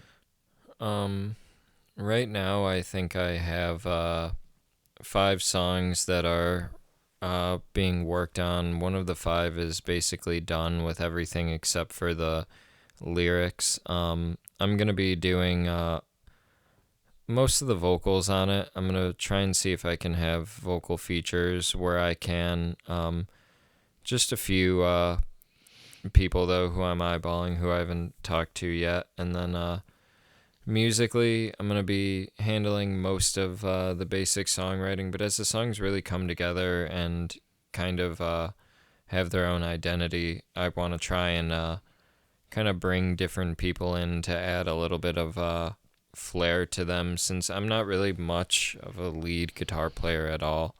I mean, you know that. And it would be cool. I've been thinking about maybe practicing a bit more, trying to develop the techniques, but I don't really have the interest to do that right now. I have a lot of rhythms in my head, and they're pretty active rhythms. I really like what I'm doing right now. Focusing on having creative and interesting rhythms, seeing what I can add to when it comes to the bass, and then I really want to collaborate. And the drums are going to be something that's going to be really hard to get down. Honestly, I want some really active drums. I want drums unlike anything I've, you know, had on a CD that I've played on before. But I'm still kind of tossing around in my head how I want to do that. Well, yeah, I'm always here to show you some things because, like I said, 2020, I learned to record at home myself, and it was a hurdle. It took a while for me to get good at drums. I'm still not the best, but you know, you got, you have a lot of same connections I have, so there's always people willing to help professionals. If you give them a drum idea, they can send you a whole, finished drum bounce. I'm actually pretty good at programming drums. Yeah, you were always better than me when it came to writing drum parts. Well, I've even looked at like the more advanced drum programs, and I've been working with some pretty shitty ones right now just for demoing purposes. Mixwave is my current favorite one. I'm using the Mario Duplantier from Gojira kit. I don't know. The drum kit is something that's going to take me probably a pretty long time to figure out. I don't know how I want the drums to sound exactly yet, but it's going to be really fast and really active drums throughout it. I mean, Job for a Cowboy and like This or the Apocalypse are two of the bands that come to mind, but I don't know if that's the sound I would like to have yet. That's going to just be something that's really difficult. But I can honestly sit down and like start programming that's kind of what I want to do is start programming like rough drum ideas so I have something to practice to on guitar, because my biggest hurdle is getting good enough to record the guitar parts so I don't have to teach them to anybody or a bunch of people, because I have a really like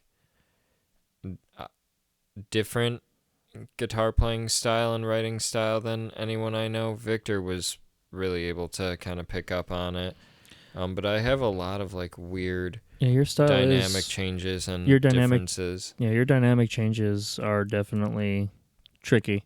Evan put it in a way that I really liked one time when it came to like my guitar writing and how I write the bass. He said, I think really like big picture, because I'll have riffs where similar like things will be played 4 times throughout the course of that riff. It'll sound like it keeps repeating itself, but there will be like a very slight difference in like one part, a different part every single time. Off. And it's like, that's where Evan said, he was like, you think bigger picture with like your songwriting. So that's stuff that would throw me off. It would be easier if I could just record the guitar, the rhythms on my own. Yeah, I know that was kind of like long-winded. I don't know if I really answered the question. But no, you did. If I could get these drums programmed, like a rough idea for drums, I can like practice guitar more. And what I'm doing right now is just programming drums into my phone and recording vocals over them with the recording setup that I have. I do vocals into that mic over there. It's a good mic. I think we should, off the cuff one day, just get together and get guitars and just write something and see what it'd be cool to see what it would turn out. I mean, the only time we've collaborated back in the Divide days, and then obviously Devil in the White City, which was mainly you writing and me giving my contributions. I don't think we've ever really, correct me if I'm wrong, if we've ever just sat in a room with no idea, no one pitching anything. I think it'd be kind of cool to see what that would turn into. Not even if it doesn't see the light of day, just to kind of see what it would be. I'd rather like record it there on the spot and like write as we got the recording. We got the ability to do that at both of our places to do that. Yeah, because I'd rather like write and record as we're writing, and then have it to where it's like, okay, by the time we're done, the guitars and bass are already written and recorded, and then we could just throw drums over it and have an instrumental that's ready to go. Could throw it as a, make it Or as, even then, if it's like good enough, then I can go home and do vocals over it. yeah, we can do it over under a, we could do it as a me solo thing featuring you or whatever, you know what I mean? If it's something we would want to release, we could figure out what the best outlet would be. Yeah, I'd be It's fine something with I like to. releasing it. Even if it, I mean, it doesn't even have to be like a big release. I'm fine. After I'm done with this CD, I was thinking about like if I can get like It's like the if I return can of the Ewers brothers writing music again for the first time in almost 10 years. well, none of our songs we really had were ever really like collaborations. Um, just because we've always been different like types of songwriters, and we've always just kind of written different styles. Mm-hmm. I feel like I've been more like rhythm focused in a lot of the riffs I write, and you're more melody focused in a lot of what you write. Yeah, I think I have a lot of weird, even Evan has said that too. I have a lot of like melody even in just a normal riff I write. Like it's just about the accents I do. I know me and you, that's the thing, we're both big on accents with our right hands, but mine is more like, okay, like I'll hit a note harder so it goes sharp and then flat type thing. And then like palm mute stuff where you do the same thing, but you'll like take it and just change it up every other time and something different every time. Like Bobby, you were just saying, like you look at the bigger picture. It's a very I'll be like, death this metal is thing to do. yeah. I'll be like, this is a cool riff. Like there's some groove there, dynamically different. You were able to pick up on that really good, and I feel something I did back when I started writing Divide. Even the first song we did, Hollowed, I did those dynamics like that because I just liked it and kept that a part of my songwriting. So I feel like obviously over the years, I feel like you write more challenging stuff than I do, and like the bigger picture stuff is a very good reference. I feel like the way you take those accents and dynamics, how you structure them is crazy. I don't even know how you do that and how you remember it. I would forget, even if I've even tried that on some demos where I try changing it up too much. I listen, I'm like, I'm fucking confused. Let me just dumb this down a little bit. I think my vocals are gonna take a while to record, just because I really want them to sound good, and I'm a lot newer at screaming. I can tell too, the more I'm screaming and the more I'm practicing, my voice is changing. I think I don't have enough rest days, just because what I do on a day-to-day life to make money involves talking constantly. I'm constantly talking. And then now I just added this into my life, which involves talking for, sometimes I go on for an hour and a half just on my own. But I can tell though, like all of that talking and then doing the vocals is almost like making my voice deeper.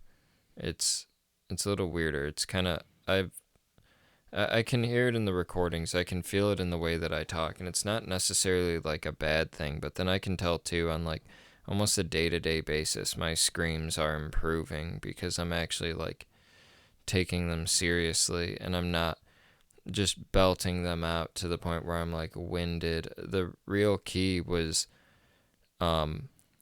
being soft at first and like really like not pushing myself. And even when I scream into a mic, I'm able to get volume not by like yelling or like pushing harder or something. It's weird. I'm using like shapes of my mouth and like different things to like create volume, and I'm not like pushing as much. Yeah. And it's like when I'm doing like the low that I have, which I've heard like people kind of like compare to like Phil Bozeman's low.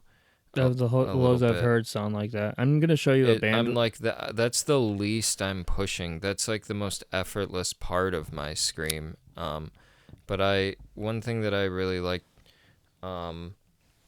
with a lot of the stuff that I'm writing, which it wasn't even intentional, but I kind of like realized it. I have a very like pop and hip hop style of writing, but Nice. I'm doing death metal vocals. So it's like I was writing a hook today that I can show you in my phone, and it's very like it's not like a death metal hook.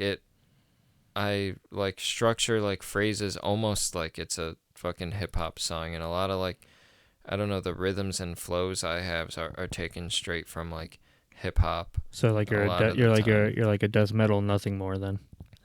Um, not not a whole lot. It's more just like So I feel like his vocals are kind of like very structured, like poppy and hip hoppy. no, so it's not like that. It's closer to like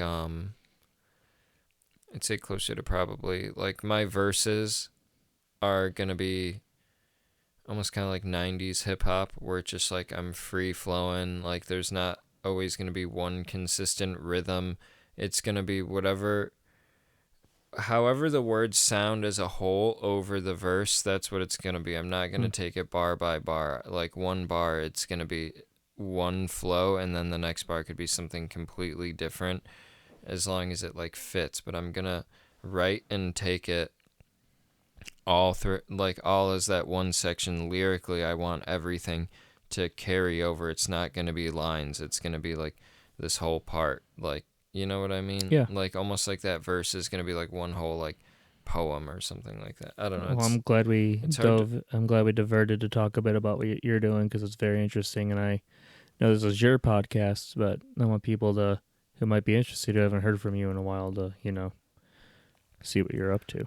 yeah, it's I'm I don't know. I might be doing a bad job of describing and people might get the wrong impression, but I think people are going to be really I'll tell you what, the people who impressed. stuck around to listen to this hour and a half that we've done talking, going back and forth, no script or nothing. The people who stuck around this long are the people who are gonna stick around and listen Yeah. for sure. And one thing I want to do too that I'm I don't think anyone's going to take this idea cuz I don't know if they really have the resources. Also, I don't know if anyone's going to listen to this. But what I want to do too is when the songs are done, basically like all recorded but not like mixed or mastered, I want to kind of arrange them in the form of the album and find someone who is really good at electronics or something like that, and I want to like give them the CD and be like, can you create, Sequence them together. well, not even just that, like just listen to the whole CD, take whatever instruments, you can make it an orchestra, you can make it electronic music, do whatever, create like a backdrop to this whole album, create like a score to go from the back, from track one all the way to the end. I want you to compose one long piece of music that'll go through all and every song using whatever you want. I'll of course like have opinions and input if there's Mm-hmm. things that don't need parts or like things that should be like changed or kind of clashing, but I kind of want to do that and just be like, hey, like compose, yeah, basically like a score. I don't want there to be dead air, and if there is dead air, I want it to be intentional, you know, and I want to have that extra element, and I want to go all out and put this out, and then I don't know what I'm gonna do next, but I kind of think maybe, you know, what I'll start doing after I've put so much thought and time into this. I think I might work on a studio setup and do one song at a time, maybe take a whole day when I'm on a run and just completely successfully write and record an entire song and then just release it, like not even announce it, not make a big deal, just fucking poop it out, put it on streaming services and then move on to the next one. Thinking about handling this with as much thought and care, and then after that just kind of let ideas come and get out there and then go on to the next idea until I come up with my next thoughtful project. It's a great flow. I like that. Yeah, so It's very like I like hearing people's workflow. So I like hearing what you're doing with this, like what I do with my solo stuff and that process, and then now how it's going and like what you're doing. So I like hearing and I want to focus on like writing that. and movie stuff after this album too. Yeah, don't ever give that up. You write really good movie stuff. Like it's really good. I've got a lot of ideas, and after this I kind of accidentally stumbled into writing this album and determining that I wanted to do vocals. I just found myself, once I really started working, I found myself writing every day, and then found an old song. I like really had to search for it. It was an old song that got shot down by Devil in the White, or for Devil in the White City. I had Have I heard this song before? I don't think so. Maybe, but I had sent it to. I know I sent it to Diego, and Diego was like, he didn't really like it. I don't remember all of the criticism. He had criticized the transitions, and I was like, well, I'm bringing it to the band because I need help with the transitions, and he really didn't have a whole lot positive to say about it, so I kind of just buried the song and let it die. Then I remember a couple years later, I posted a clip of me playing an end, that like finger tapping thing, and a lot of people fucking loved that. Yeah, I remember clip. that clip. Like that clip got a lot of attention, and then Diego had commented like, "Oh man, that's the fucking heat Devil in the White City's about to bring," something like that. And I was just like, "Dude, what? You shot this song down. We're not doing this one," because he had nothing but criticism for it, and but so I'm bringing it back, and everyone I've showed that demo to, it's weird. I got criticism from other people around that time too when I showed them that demo, and what's fucking weird now is I'm showing people this demo now, and like it's getting nothing but positive responses. I think that happens a lot. People are just loving. They're like, you should be like doing this, like, and I was just like, geez, it's weird how I got nothing but like criticism for that. It is weird. I've gotten a lot of criticism for the fucking songs I've written, like Victor really coming out strongly against Damage Blood was like a surprising one. Every song I've written has always had like one person super resistant, and then I'm like, fucking why? I never hold back other people's songs. Why do I have other people holding back my songs fucking time and time again? I've never told someone your song, like, I don't like it as a part of the band. I've never been the one there have been other songs where collectively as a band we've decided that's not it, but I've never been the one guy fucking holding a song back. I don't get it. That's true. You know? I feel like I had the reverse thing with Fear and Grace with Frail Words. Like, it got a lot of positivity when it came out, and like a year or two later, whatever, other people are like, you know, if it sounded more like this, it would have been a better song, I think. It's like I had like the reverse effect with stuff. Yeah, people are super weird. Or like Abaddon, our shows, we would always go and we would fucking kill. People would, like, if there was a crowd there, we would kill. Like, we would play in front of new people all the time. I can vouch for that. And they would love us. Nobody ever fucking listened to our CD. No one ever like followed us on Facebook. I still listen to it. Their interactions with us died at that show, and they would like. They looked like they were having a great time. We had a show at the fucking video game place in LaPorte. I think it was a Halloween Dark Sermon show. one, right? And King? No. This was a Halloween show with King. Yeah, it was a Dark Sermon wasn't on that one. Dark Sermon was in King. They were with a different band. But yeah, that King show. And I remember it was like an all-day thing. Abaddon, we got there, and this isn't me just tooting our own horn. Nobody was moving for any fucking band that whole show, and it was a packed show. A lot of people were there. No one was moving or giving any band any attention. Abaddon got in. They were waiting for King. This was, I did appreciate Ed because he gave Abaddon, like, he didn't always give us the good slot, but he wouldn't like that was a big show, and that slot he gave us, we didn't ask for it. We didn't ask a lot with Abaddon. I think that's why Ed would occasionally toss us like a big bone, like putting us on his birthday show that he had at the Funhouse. That was, that was, I did appreciate Ed for that. I don't know why he did that, but occasionally he would toss Abaddon a big bone, because we weren't like moving tickets, but we did get a big reaction at shows. People did not follow through with Abaddon. I don't understand why. It was a really good EP too. I still listen to it. It's a good project. Were a band that like, so this this video game show in LaPorte, nobody's like moved for any of these other bands, but it's a packed show. Abaddon goes on. We're kind of getting the same thing we open with Bloodshed, and people are like, this is too much song right now because it's like fucking 8 minutes. But then the end is like starting to build up where it's The like end is where it's like dude did a dude. Like people are kind of like starting to like move because the song was kind of going off the rails, like not like in a bad way. And then the fucking breakdown kicks in, and everybody erupts. That's such a good song. And then after that, we had everybody the rest of the show. Everybody was moving the entire rest of the show, and I think every other band got a crowd response after that. Do you ever wish you can go like, back? We were just like deep into the show. Abaddon was the one who set it off. People fucking loved it.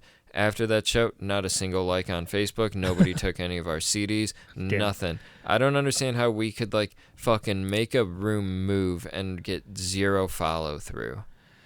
Do you think if you were to do Abaddon now and you wrote that song Bloodshed, which is a great song, by the way, would you trim some fat? Would you make it a shorter song now? No. I would add more. You make it a longer song? No, I would spice up the parts a little bit more. I would make the parts in the song less repetitive. I think you guys did. I will say there was some repetitiveness, but it wasn't like in a bad way. It's like, Gojira knows how to ride a riff. I feel like ride, R-I-D-E. Yeah. I feel like Abaddon knew how to ride a riff, and I think when you guys were doing that EP, just switching to only one guitar player, I think was, I wouldn't say a holdback because the songs are really good, but, I think you kind of missed a little bit of something that could maybe throw some layers over, because I know how stressful it is to be one guitar player in a band, and you got to record all your rhythms. You got to worry about the song. Like Victor did something that was kind of interesting though.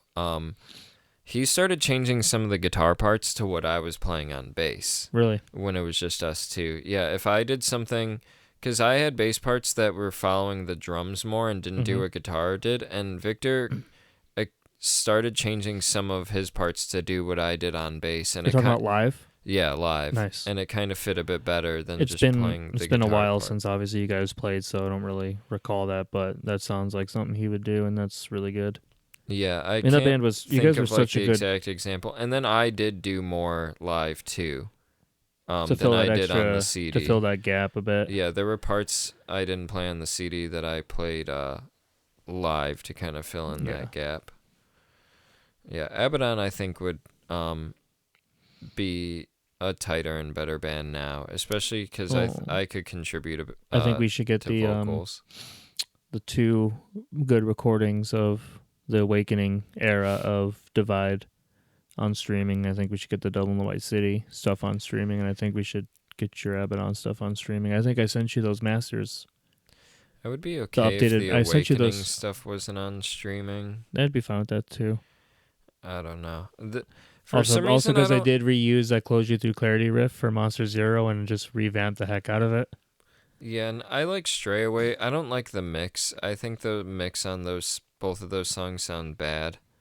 Yeah, I thought we went back there because the Abaddon mix. The Abaddon mixes were really good.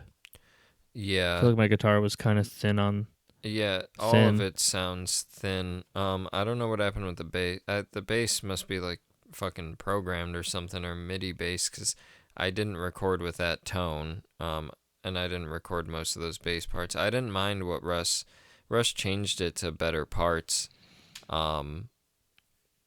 Probably his Melodyne, changing the tuning, improved everything that I was playing, but I don't really look back on that era like too fondly. I don't look back on most of my life too fondly, honestly. So it's probably more of a me thing. But I can relate to some. I can relate to some extent. It was so weird because Divide had just ended. We had a much needed name change. We had some people giving us resistance to that name change. People need to just fucking stay out of it. Let us. The three people that really affected. No, but it was like people that were like in my life and in my ear. Like all the weird shit that happened, like with Divide, there were like people in my, like John leaving, people being like, why'd you kick out John? Shouldn't have kicked out John. You guys are better with John. It's like, why are you telling me this? He fucking left. It's like, I didn't want him to leave. Like, you're now trying to make me feel bad about my friend leaving the band, you know? And then coming back. I It's mean, like we're all shit. young. We're all young And too. then, It was all learning. That but era was very much. I'm just not putting us it on learning. anyone else, but it would always get like fucking frustrating. And then Let's just blame the bass player. yeah, I don't know. Well then when we did the Awakening, we were supposed to have Remember Who You Are on there, and then like Russ had like some bullshit reason. He's like, oh, we can't have 7 strings because it'll be a different tone. It's like, holy fucking shit. There are bands that mix 6 strings and 7 strings all the time. Like the fucking bullshit that we accepted, and it's like that kind of frustrated me because that was like my song I'd put years into, and it'll never see the light of day. And I'm I like, think we can make it see the light of day. I'm so far past most of those songs now. I'm almost like too exhausted of like just like songs that were like, because whenever I presented a song, especially at those points, they were like my peak writing. Like I would put like a year into the song and be like, hey, like, can we do this? Like fucking Anthem, I put a long ass time into that. That never saw the Remember Who light You of Are and day. Anthem are both really good Remember songs. Who You Are, I put years into that. That never saw the light of day. Unworthy was We did record an instrumental of Remember Who Unworthy You was Are. one of the only 2 songs that I put like a shitload of work into that saw the light of day, but I listened to that recording and it's like none of it was really handled with care. There's a fucking Rust didn't send over one of the snare drums, so there are blast beats in there with no fucking snare drum. It sounds awful. Like I think it's in there. I think it's really quiet. I think he sent the whole no drum file. That and Sleeping with a Corpse. Everyone kept saying it's there. It's not there. I know what a snare drum. There's no snare drum. I heard it with the snare drum in there when we were at Russ's studio. Then when he sent it over to Evans and we were there was no snare drum. I kept saying it. But for some reason, no one fucking listens to what I say. And now we have an album with no snare drum. And people are like, it was there. And I'm like, no, it wasn't. I've been saying it. I'll just go ahead. Don't tell me it's not there. Listen to it, and it's not there. Okay? It's weird that Evan would say that was there. I don't even remember and that. I've had like people like kind of admitting now that it's not there. And I'm like, it was never there. It was never there. I've been saying it. So it's like, I'm really upset with the mix of that's that. also why I'm like kind of tired of working with people a little bit. Like, I'm not saying like people are incompetent, but it's like that level of shit. Like the fact that I have to keep saying there's no snare drum in the fucking mix to 5 other people, and everybody, the mix comes out and everyone's like, where's the snare? Like I wasn't saying it. I can't do that anymore. Like I can't have my voice fucking just fall on deaf ears, and I can't have songs go to waste because we accept stupid fucking bullshit from producers who we are paying to get our music out there. It's like ridiculous. You're not wrong. It's fucking insane, just the level of bullshit I've had to like just bite my tongue through. Or, you know, it's kind of frustrating. I've talked about this with like Jeff and John, and it's like I'll talk about it right now because I do feel like I was kind of wronged in a way, and I do hold resentment to it, and I do feel like I've never like truly been heard. Anytime I raised a complaint or felt like I was like, you know, being wronged in some way or being held back, I would address it. I tried to always be heard, and it was approached, especially from those 2, with the I don't give a fuck like kind of mentality. And then it's like anytime you and I had any kind of a disagreement, they would always side with you. No matter what the context was, they would never even take the time to really like hear me out. And I've talked with them about this. That's why I don't really have a lot of fond experiences playing music, because it was me fighting and fighting and fighting, not even fighting other people, fighting for myself, advocating, trying to write. I've got good songs that have never been heard, that no one even tried to like practice or like keep up on so we can consistently like play them live. It's like it was a very frustrating experience, and it's like me leaving Divide, I think was like 2 years like 2 years short. 'Cause the shit that was happening in Divide was not happening in Abaddon. No, I agree. Yeah. I mean, I would assume I'm to blame with a lot of things because I did have a lot of writing No, control. it's a little bit of everybody, because it's like I do look they back were at. I do look back at it. John and Jeff were complacent. I mean, you had a control issue, and John and Jeff were complacent in it because they didn't want to deal with any like repercussions. It was easier to fucking shut me down than, to back me up. You had a control issue, and I didn't even know any better. It's like your first band, you don't really know what the fuck you're doing. You think you know what you're doing, but then you don't know what you're doing, and you're wrong. So it's like, looking back on those times like that, it's like it was a learning experience. But I would definitely go back and change a lot of things, sure. And I feel like when we did Devil in the White City, it did. I wish we started there. I feel like it did change because I was in a place where Devil in the White City, after we broke up, like my relationship ended, the band ended. Devil in the White City happened. I was the most miserable mentally I've ever been in my life. And then Devil in the White City was like one of the funnest things because I removed myself from the aspect of I'm the primary songwriter. I'm the primary one who makes decisions or tries to. I mean, maybe hindsight, I should have maybe tried to get more involved with stuff because when I did try to get more involved with some things that needed to be taken care of, it wasn't good. That's why I ended up leaving.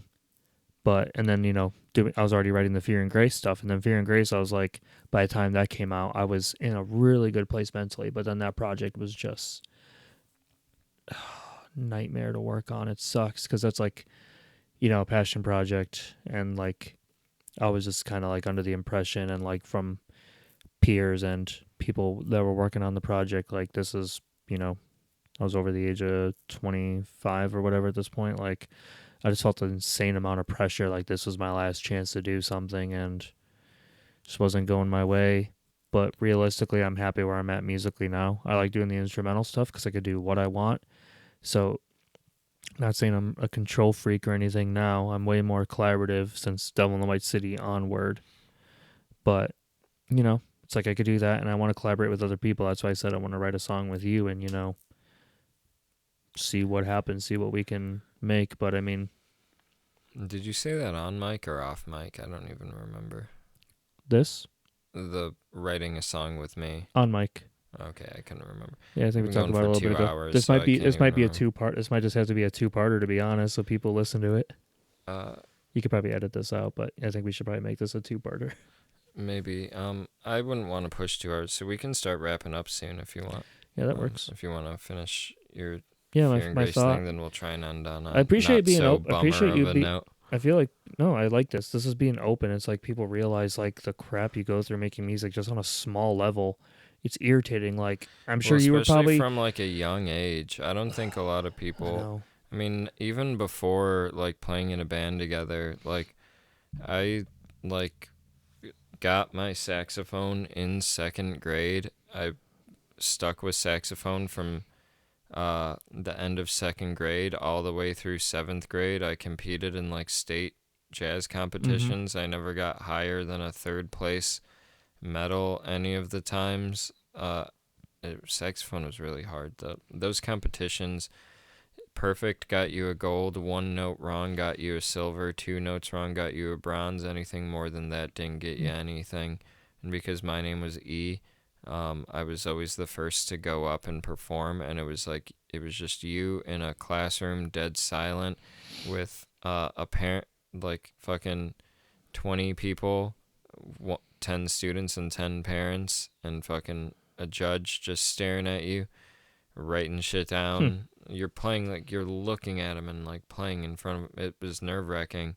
I'd hate that. Doing that, and then, going to bass and fucking starting to write original music, like, in 8th grade, 7th and 8th grade.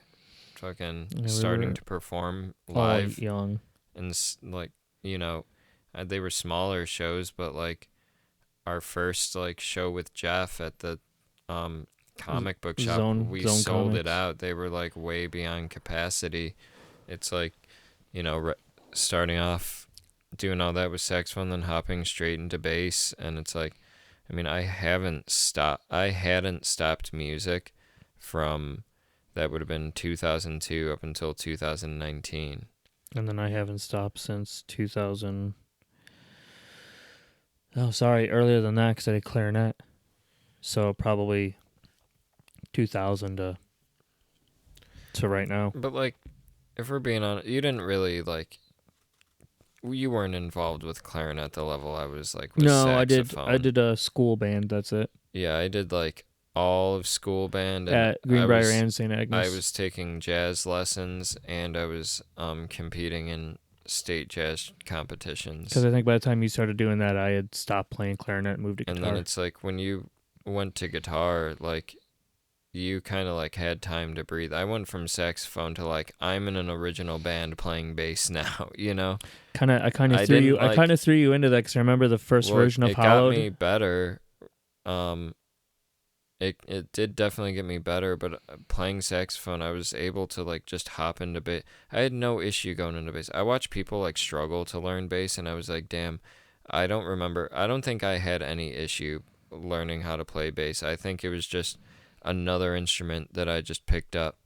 That's kind of how it was too when I got the keyboard. I never got good at piano, but I never like struggled. It was just another instrument. Same with guitar. I was bad at guitar, but it's like I never like struggled. They're all just like another instrument that I've been able to kind of go to. I've never Drums are the only thing where I've been seriously like fucking limited, and I have I have an understanding, but drums is something where it's like I would need hours and hours of practice, understandably so.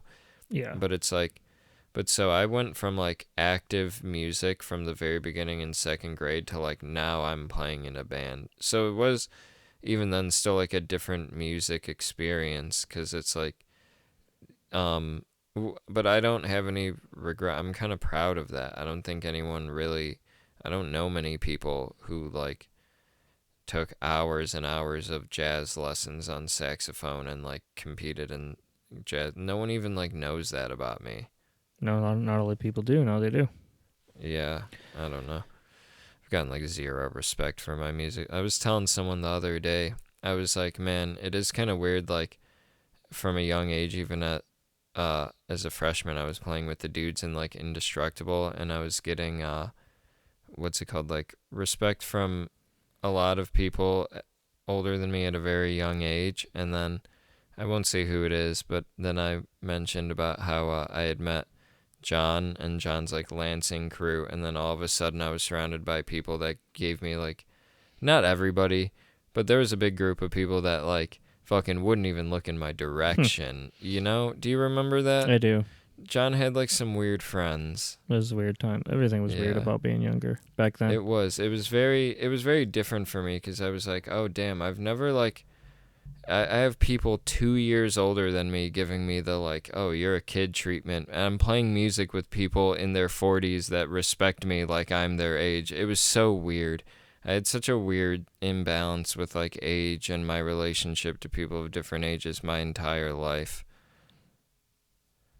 Yeah, I can see that. Yeah, and it's never been the opposite way. I don't hang out with people younger than me, though. It's always been a direction of above me. I've never been someone. I don't even really like. I haven't really like dated that far below me.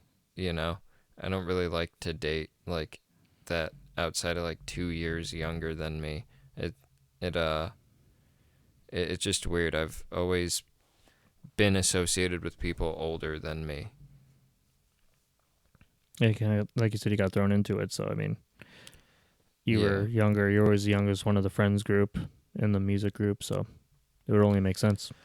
I mean, I feel like that's why I've been able to really like educate myself too, or like get good at things, because I've always been at a young age I was surrounded by people wiser than me, more experienced, more knowledgeable, better musicians. I was always surrounded by people who were better than me, and now I'm at the point. That you're better than everybody else now. You're better than all of them No, now. I'm not saying that, but I'm at the point where I'm like, oh, I can get good at like anything I set my mind to now. You know, I've like seen people do it so often. I've seen people who are great at things, and I've seen how they do it, and I've seen myself get really good at things, and I'm at a point in my life where I'm like, I truly believe I can take on something, and if I discipline myself, I can get good at it.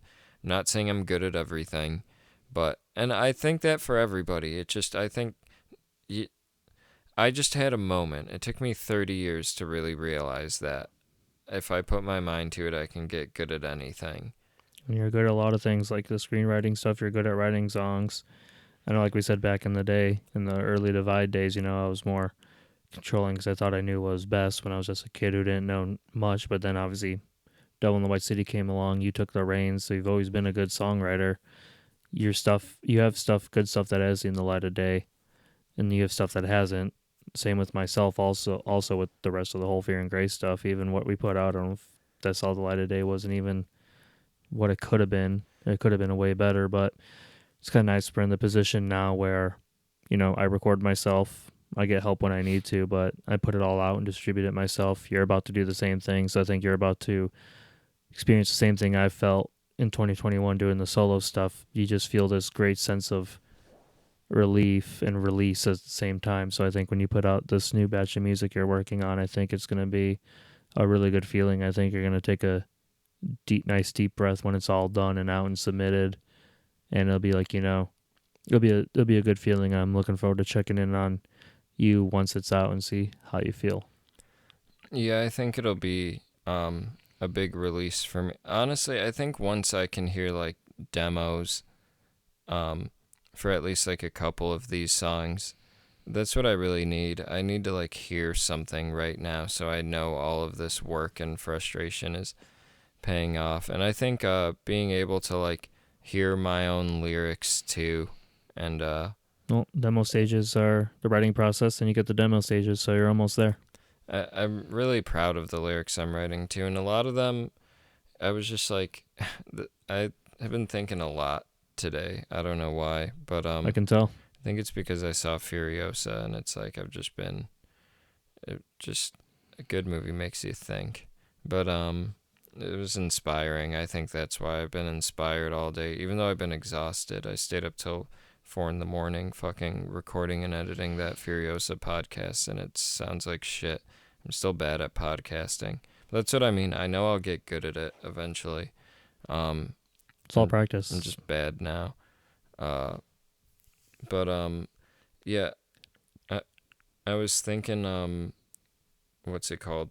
Uh, Lyrically, it is kind of interesting. I was like, damn, this kind of like is gonna show like my inner duality a little bit, because I was like, man, my lyrics are either like super positive and filled with like love, or they're very angry. And I know that's like such a cliche, but it's like, I don't know if it's something that comes with like being sober though, but I'm like feeling emotions so intensely now. I think you got to let it out. It's the healthiest way to do it is creatively. I had one day at work that was so bad. Um I just I ended up in a situation where I wasn't too proud of myself. Um it was something where at the end of the day I looked back at it and I was like, I didn't like fuck up or do anything bad, but I had not handled myself in the best way, and it wasn't anything where someone couldn't forgive me, but it was a situation where I just couldn't forgive myself. And I was just at home so mad, and I was like, what usually helps is I write lyrics, and I kept thinking of angry lyrics, and I was like, I don't want to be angry right now. I I just want to be able to like write something positive or say something positive. I'm tired of this angry feeling. I was just had a lot of emotional lows lately, and I wrote a song about that. I wrote a song about wanting to have something positive to say and wanting to feel something positive in a moment where you don't. And like, these aren't my lyrics verbatim, but it is about like just wishing you could find something nice to say or something kind to say, and just almost like a crying out, trying to find the words. And it's something I'm really proud of. And that was something that wasn't there before. And then I wrote those lyrics, and I have the guitar in my head, and I'm like, okay, I have a song here. I think that's what I sent you, actually. Was that the one you sent me? Did I send you one where it was highs and lows? Mm-hmm. Yeah, it was that. Yeah. That was the chorus to it. I like how this podcast took a big turn. I mean, it's really good. It's a lot of good stuff here. Talks about music, getting vulnerable. Good insights. Yeah, and is there anything you want to say to close it off? Any Freak on a Leash plugs? I probably sound like I'm falling asleep. I listen to these recordings and I'm like, fuck, I sound exhausted. You sound fine. Yeah, June 8th, my last show with Freak on a Leash at the Hobart Art Theater for the Lakefront concert series is coming up. Phobia, be doing a couple shows end of the year, a couple shows next year. You'll see a lot more of my solo content on my Instagram and my socials. You can follow that at Kyle Ewers Music. Yeah, just keep an eye out for that stuff, some collaborations, and then obviously keep an eye out for your stuff too. Yeah, and you can find me on Letterboxd. It's just Nicholas Ewers, and you can find me on Instagram at Nicki Minaj 90 Nicki Minaj 93 NICKEMINAJ You just need to 93. make all your stuff all cohesive, like how I have Kyle Ewers music. Like even my Letterboxd is Make Kyle it all Ewers Nicki music Minaj Ewers. Yeah, just make Or it Nicki Nicki Minaj music. Nicki Minaj music Yeah. until you get a C and D. Yeah. Nick E. It's my initials, Nick and the letter E. Yeah, Nick the E. Minaj. It's been like that for a while. People get it too. I don't want to. I just never wanted to change it because it's so recognizable. It is. I notice it. I've had that for 11 years. It's hard to fucking believe. Yeah. But yeah. I don't know if I'm gonna have new listeners from this, but thank you guys for listening. If anyone wants to come on and talk movies, feel free to hit me up. I'll talk anything. We don't always have to go this long. I'd like to at least get an hour out of every recording if I should. But yeah, if you want to come on and do like a commentary or do a movie review, or even, it doesn't just have to be movies. If you just want to come on and talk with nothing prepared, that's nice. We can do that. If you have something to promote, we can promote it. Just come on and let's have a fucking conversation, you know? Let's, if you want a platform or need a platform for something and it's not awful, then, and I mean awful, like for the world, then yeah, come on and let's do it. Well, is that it for you, Kyle? That's it for me. All right, thanks for coming by. No problem. Thank you for having me. All right, Nick and Kyle signing out.